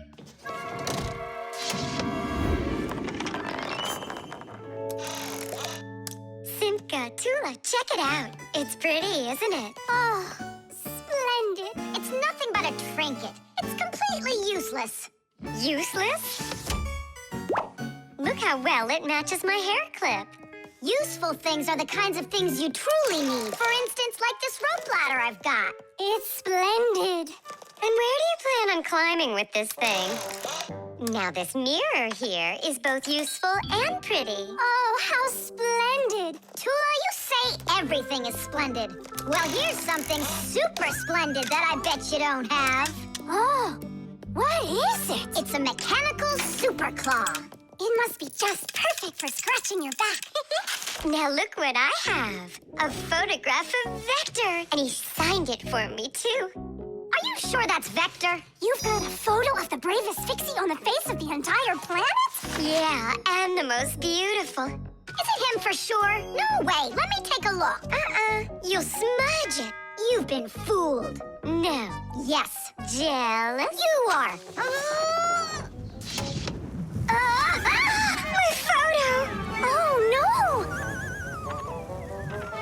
What was that? A draft. This is completely your fault. It's not my fault. It's your fault for bragging so much. Please, girls, stop fighting. Let's go find it.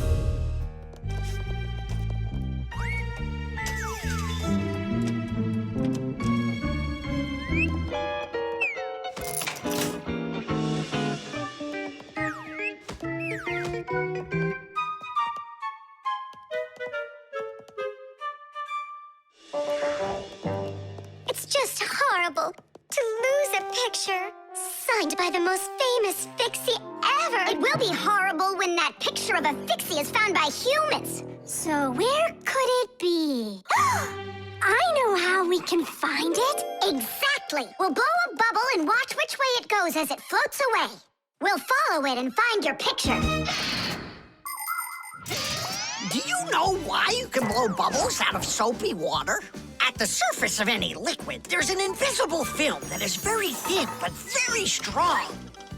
If you want to see it for yourself, fill up a glass with water all the way to the very top. Now you need to take a coin and carefully drop it into the water sideways. Then drop in another coin, and another, and another. You'll see that the water doesn't pour out, but rises up and forms a hump. That's That's because the water at the top sticks together. Why?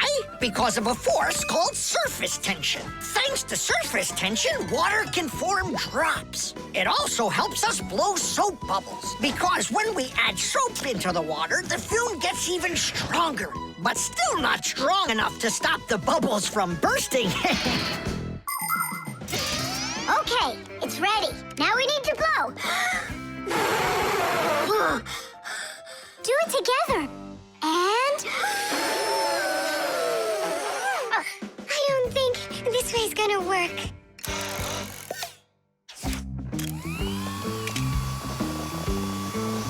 Look, it's flying! We did it! The vent!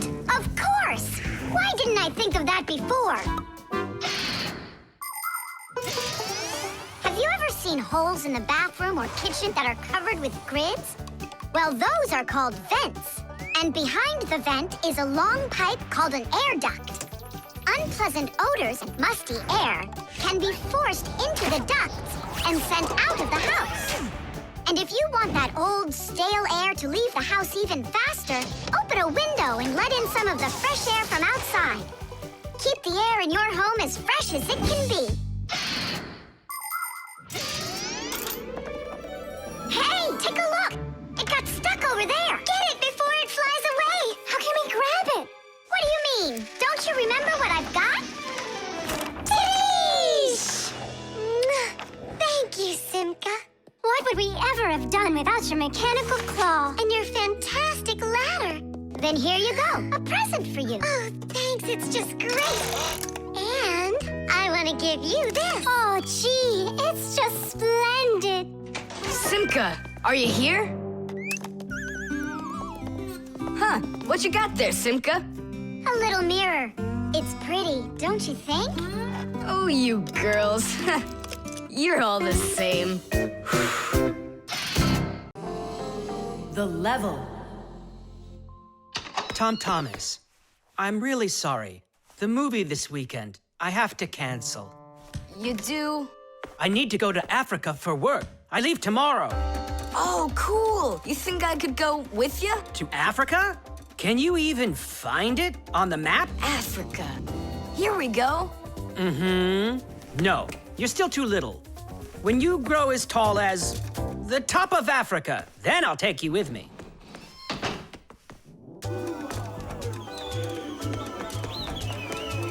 Here, there,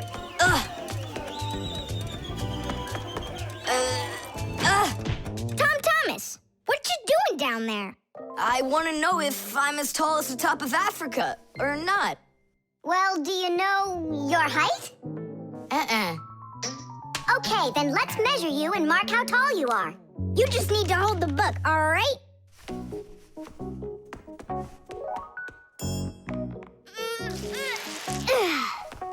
Simka, how do we measure what's higher? The top of Africa or this line over here?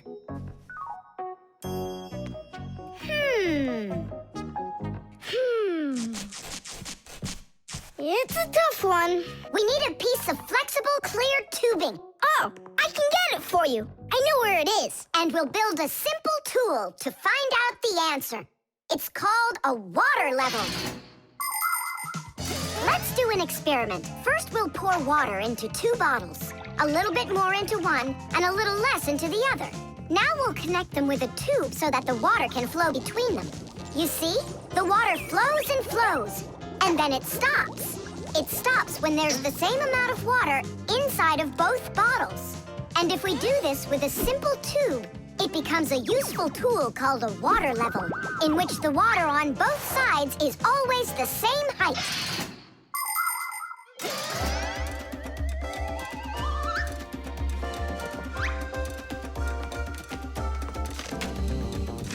I'm gonna watch the water level on this end, all right? Be careful how you lift it, or the water can get out. Nolik, what's going on? The water inside the tube is even with the line. There you go, Tom Thomas.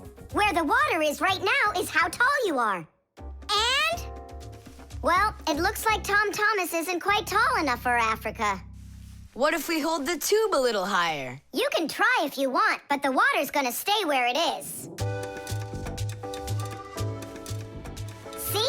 The water level on your side always stays the same as on the other side. I'm not getting that tall for a while yet. And what if we just lower the map a little?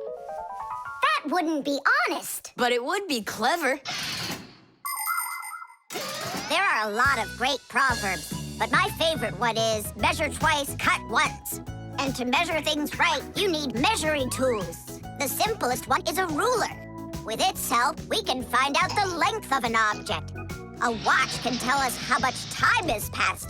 A speedometer shows us how fast we are moving, like in a car or on a bike. An electric meter keeps track of how much electricity we are using. A decibel meter can tell us who is screaming or stomping louder. And a beam compass is used to accurately measure the size of a coin or a hole.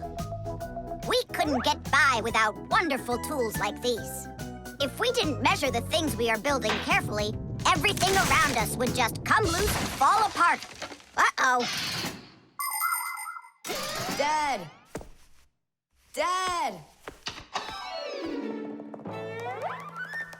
Look, Dad. That's strange. Looks like you are a little taller. Does that mean you'll take me with you? Yeah. Are you ready? Yay! But everyone who goes to Africa has to get vaccinated. You're okay with that, aren't you? I need vaccinations to go? Are you sure? Yeah, there's one against malaria, tsetse fly, crocodile bites. Altogether, there are 10 shots. 10 shots? Yeah, 10. Oh. Dad, you know, I was joking. After you left the room, I moved the map down. Okay, I see. And I was joking about all those shots you need. What? You mean you don't need to get shots? You gotta, just not 10. So how many? 9 of them. There's no vaccination anywhere to stop a crocodile from biting you. GPS.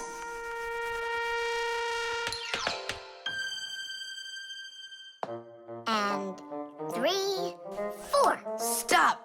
Who goes next? I'm next. 5. 1, 2, 3. 3. And... Wait, I gotta choose a route. Should I go here or there? choose already. Nolik, what are you doing over there? Nothing at all. Just waiting at my place. Good, and don't get off it. Wellfire? What was that? The alarm on my Fixie tab. Oh, our lesson's about to start. Hurry! What about the game? Later!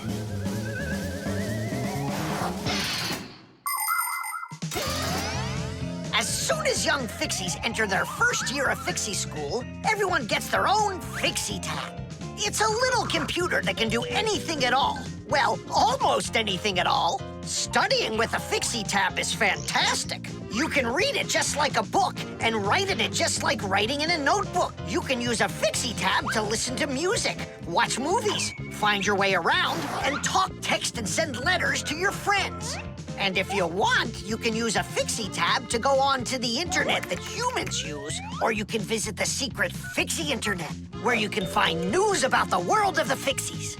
And Fixie tabs have games on them, too. Of course, these games can be a lot of fun, but you shouldn't play games until your homework is all done. Faster, or we'll be late. I know a shortcut we can use. This way.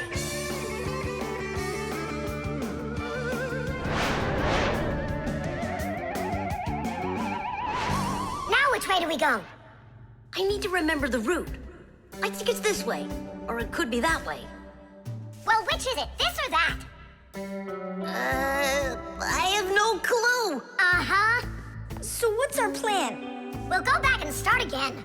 We flew in from there, right? No, I think it was there. That's not how we flew in. It was there. I think we're lost in here. Uh-oh. Nolik, stop the panicking. I only went uh-oh. I'm not panicking yet. It's your fault, Fire. know a shortcut. Go this way. How are we gonna get out of here? How do I know? All I know is that we're late for our lesson. Thanks to someone. It wasn't on purpose, I swear. Now Grandpa's will punish us. What's going on? Well, I think I found a way to get out. Which way? Right here. I forgot that inside of my Fixie tab is a GPS navigator. Class. What's a navigator? A GPS navigator is an interactive electronic map that can help you find your way around. The navigator can figure out where you are by using signals that are sent to it from satellites. All you have to do is type the address of the place you want to go into it, and the GPS can figure out a route to get you there. And then it helps you as you go by telling you where and when you need to turn, so you can easily get to your destination. Let's see. Right now, we're here. And where do we need to go? You know where, to school. But where is that? Are you joking? In the laboratory of Professor Eugenius. Can you be quiet? Where do you want to go? The laboratory of Professor Eugenius. Please wait while I chart out the route. Ha! It did it! The navigator says to go there. Hey, what are you doing over there? Come on!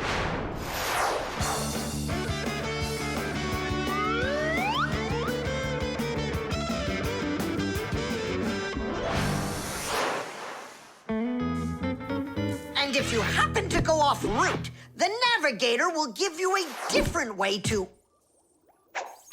Well, you finally made it. Unfortunately, you missed an important lesson today. We got lost. Forgive us.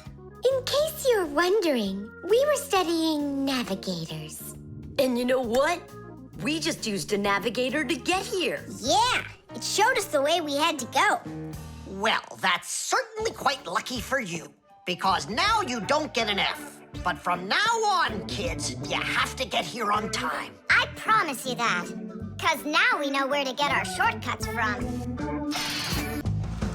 The clocks. Go around, left side. That's crazy, you'll crash. No, I won't. See, I told ya. What? Huh? Nothing. Now you talk with your computer like it's your friend. Listen, that's enough playing for today. Oh, Mom, just a little more. I'll give you half an hour while I cook dinner, and that'll be enough for today with the computer.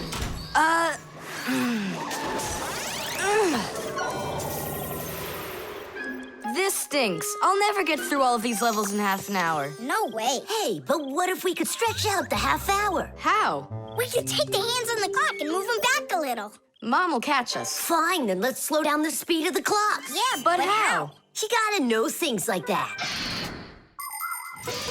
Since olden times, many clocks run with the help of a pendulum. The pendulum controls how fast the hands of the clock turn. If you make it longer, the pendulum will start to swing slower, and the clock's hands will slow down. If you make the pendulum shorter, the clock will tick faster. Most clocks that are made today don't use pendulums. They run with the help of springs or with an electronic chip instead. But even so, there are ways to change the speed of these clocks, too.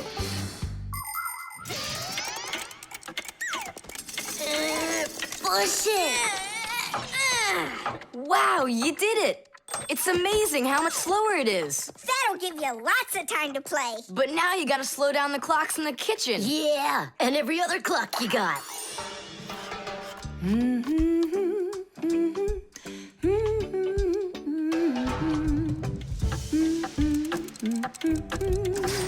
I just have to turn this to make the pendulum longer. Uh-huh. And now the clock will go slower.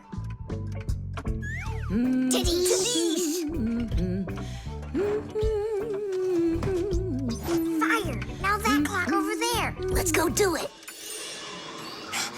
That's it. We slowed down every clock, and your mom didn't see a thing. That's great. Yeah. Wow, Tom Thomas, you're cool.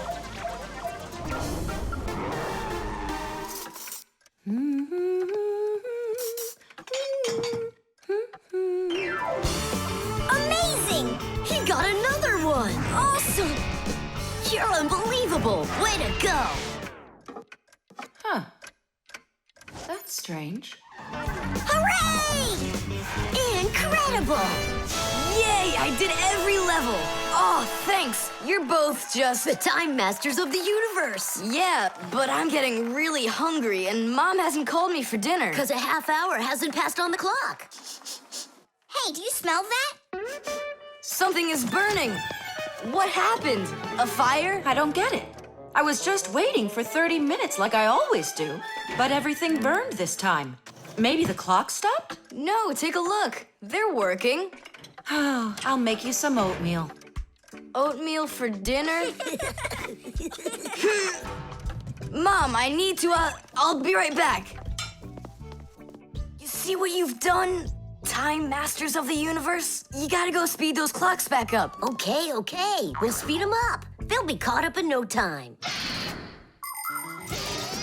Humans have come up with lots of different ways to measure time. For example, if you stand a stick in the ground, you can measure the time of day by watching where its shadow falls. That's a very simple clock called a sundial. Another simple and ancient clock is a water clock. It keeps track of time by measuring how much water has poured out of it. And if the clock uses sand instead of water, it's called an hourglass. But humans weren't able to accurately keep track of the time until they invented mechanical clocks. They come in all sorts of sizes, from grandfather clocks to watches worn around the wrist. Today, we also have easy-to-read and accurate electronic watches and clocks. But the most accurate clock of them all is the atomic clock. It tells the entire world the exact time.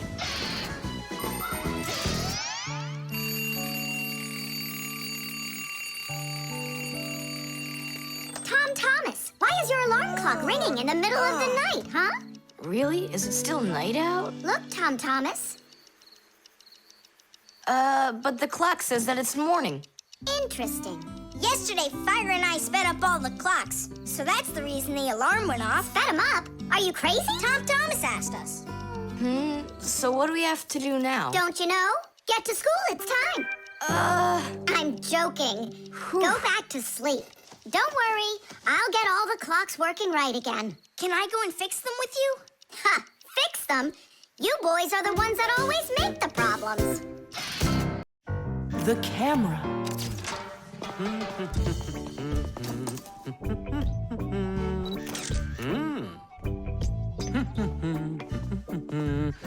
Stop right there and let me see how pretty you look today. Well, just don't tell that to the elevator. Bye-bye. Check it out, Nolik. Class, huh? You're not gonna get in trouble for doing that? No. My dad gave me permission to take a few pictures with this camera. No, I mean the picture. You're sure that your mom and dad will like that you took it without asking for permission? But look, what a good picture. You know what, Thomas? You're like a regular paparazzi or something. Paparazzi? They're the ones that take one photo and get millions, aren't they? You're right. And don't care about anyone except their photo paparazzis. Did you ever wonder how a photo camera works? Let's say you want to take a picture of nature. The light that's outside goes into the camera's lens. That's the glass eye on the front of the camera. The lens takes the light from the scene outside the camera and turns it into a tiny picture that's inside the camera. Then the picture is recorded onto a special electronic sensor called a matrix that's sensitive to light. Click, and there's your photo. What a great idea. Now I know. I'm going to be a paparazzi. Hey, what about your promise? What promise? To never take a picture of us. We're a secret. Stop. Hey, relax. I'll delete them all later. Thomas, stop this right now. I won't until I get a photo of you. Nolik, let's run. You can't run from me.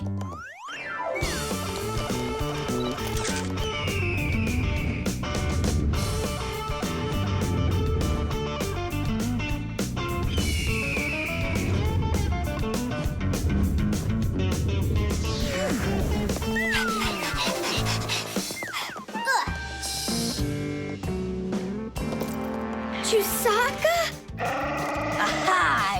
Gotcha! The story of the century. The monster and its prey.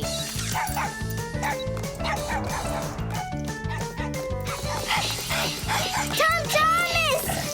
Help! No, he won't help, because he's a paparazzi.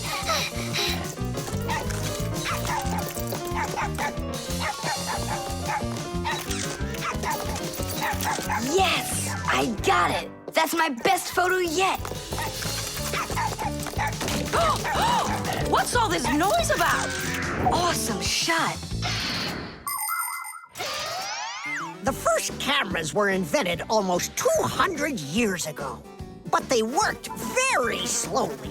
If you wanted to have your portrait taken, you'd have to sit still for a whole hour. After film was invented, cameras got much faster, and it became possible to take about 10 pictures a minute. On a piece of film, everything appears to be backwards. Black parts of the picture are white, and the white is black. It doesn't look normal until the picture is transferred from the film to a piece of photographic paper. Now people shoot pictures with digital cameras that work without any film at all. You can look at what you shot instantly on a screen to see if you like it. And if you don't like it, you can try shooting another one. And today, you don't even need a separate camera to take pictures. Almost every mobile phone has one.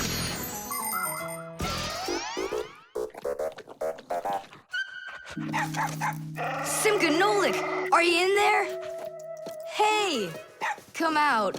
I'll stop shooting photos of you. Aren't we friends? I'm sorry, guys. Well, your friends were almost eaten alive by a dog. Please forgive me. Want to look at the photos I took? Sure, go on. Show us what you got. We're not in that shot. We're not there either.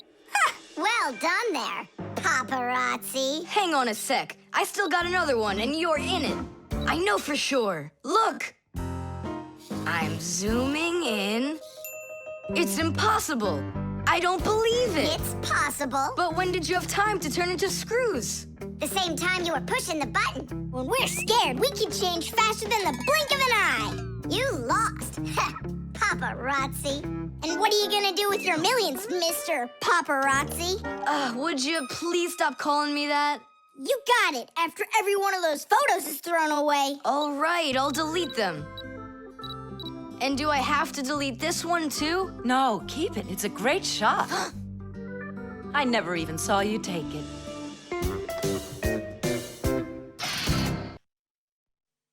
The doorbell. Nolik! Nolik, what are you doing here? Just whistling a tune. Are you gonna whistle that tune the whole time Tom Thomas is away? He just left with his parents for a week, and we've got guests coming, remember? What guests? I invited everybody. The class? Yes, class.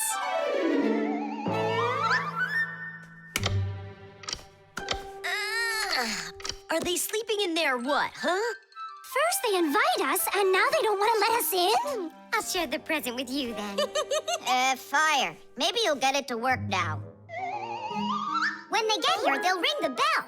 How come? Why don't they just do what they always do and climb through the keyhole? No way. It's not that simple, Nolik. Today they're our guests. Ah. The guests ring the bell, and the hosts let them in the house. It doesn't ring.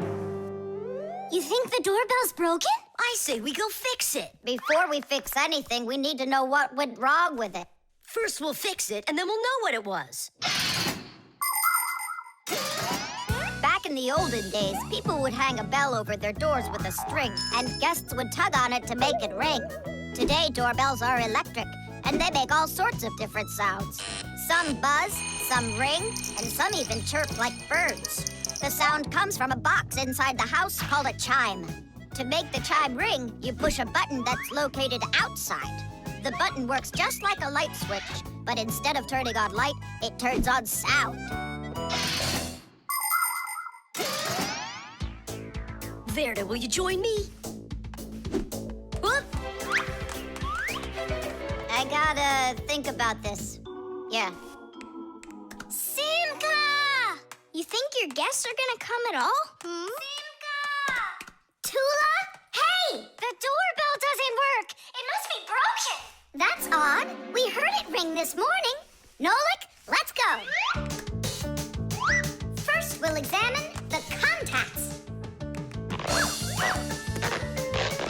Yep, good and tight. Okay, let's check the speaker.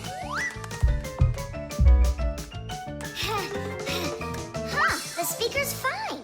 Maybe the electronics are the problem. And what if we disconnect these wires and switch them? What'll that do? We'll know soon enough.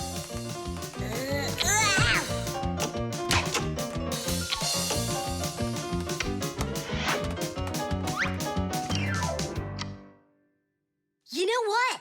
Why don't we connect the wires straight together? Isn't that dangerous? We'll find out. Don't worry, nothing happened yet. Fire. He's the engine of our class. He's the fastest, the nimblest, and the bravest. Fire never sits still for a second, and he's always looking for adventure. New ideas just burn in his head, and that's why his name is Fire. But not all of his ideas are very good, so he's constantly getting bumps and bruises. He just can't help getting carried away. If he's burning with an idea, he can even forget about his classes at school. Grampus punishes him for that. But it doesn't seem to bother Fire, because some new plan will pop into his head the very next second. To be honest, Fire's my favorite out of all the boys in our class. It's sure never boring when he's around. Hey, you down there. I figured out why it's not working. So what's the reason? There's no electricity in the whole house, so that's why the bell isn't working. And what? We can't visit like real guests do until the electricity comes back? And when will it work again? Don't know. It could possibly take hours, guys. Oh, it's working again! Ah! Enough ringing! Hey, Fire, quit fooling around! He's not fooling around! It's not me, see? Then who's ringing it? I don't know. Well, I know. The doorbell's ringing because Fire connected the wires together. True, but I'll fix that right now. Ha! Your guests sure are noisy.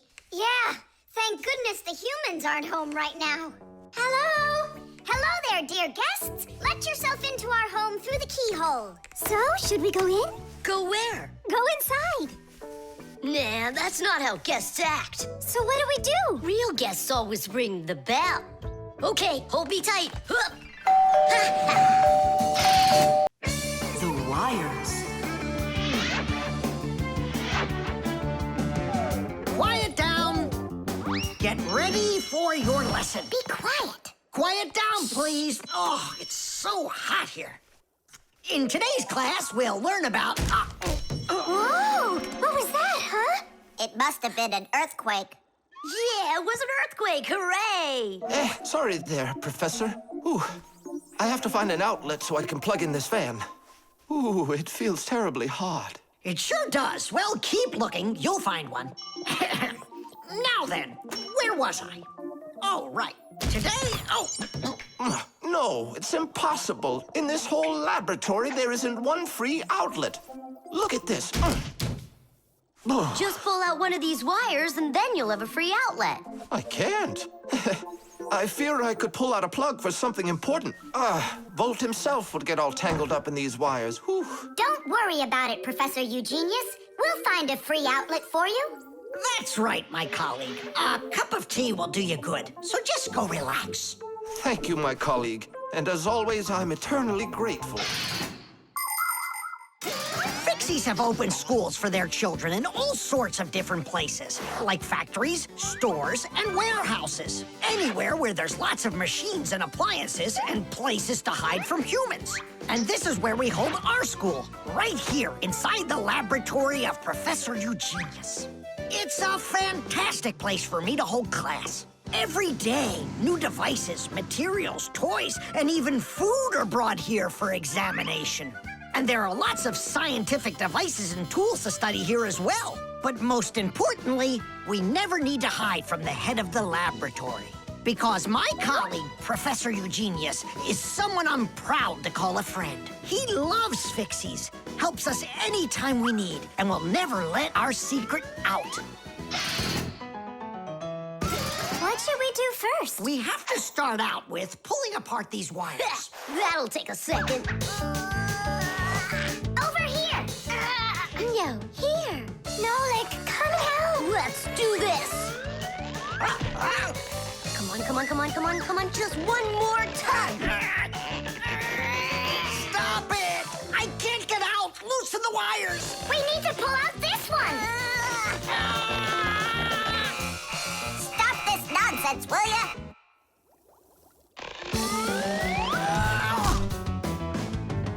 Thank you, Digit. Tidish. Well, the way I see it, in order to get the knot out that's over here, we need to expand the loop that's over there. And then push that wire through it. And then do it again from the other end. That's it. Very good, girls. Hey! Now pull it hard. Perfect.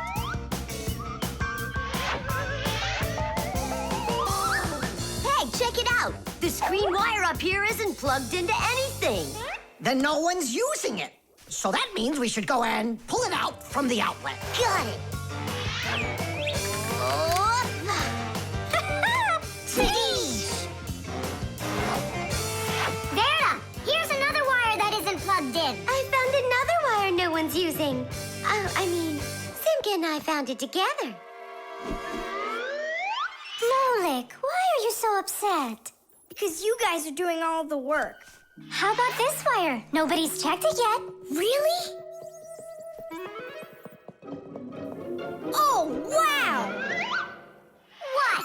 Did you find some treasure, Nolik? Uh-huh. There are 6 free outlets under here. Great! Now Professor Eugenius can plug in his fan, and his kettle, and even his soldering iron.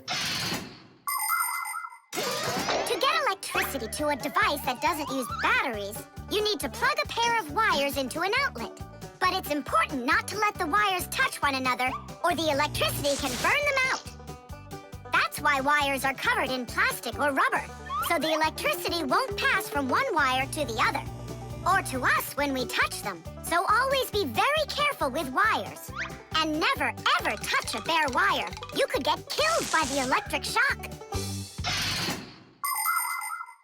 Oh, what would I do without my wonderful friends? Thank you.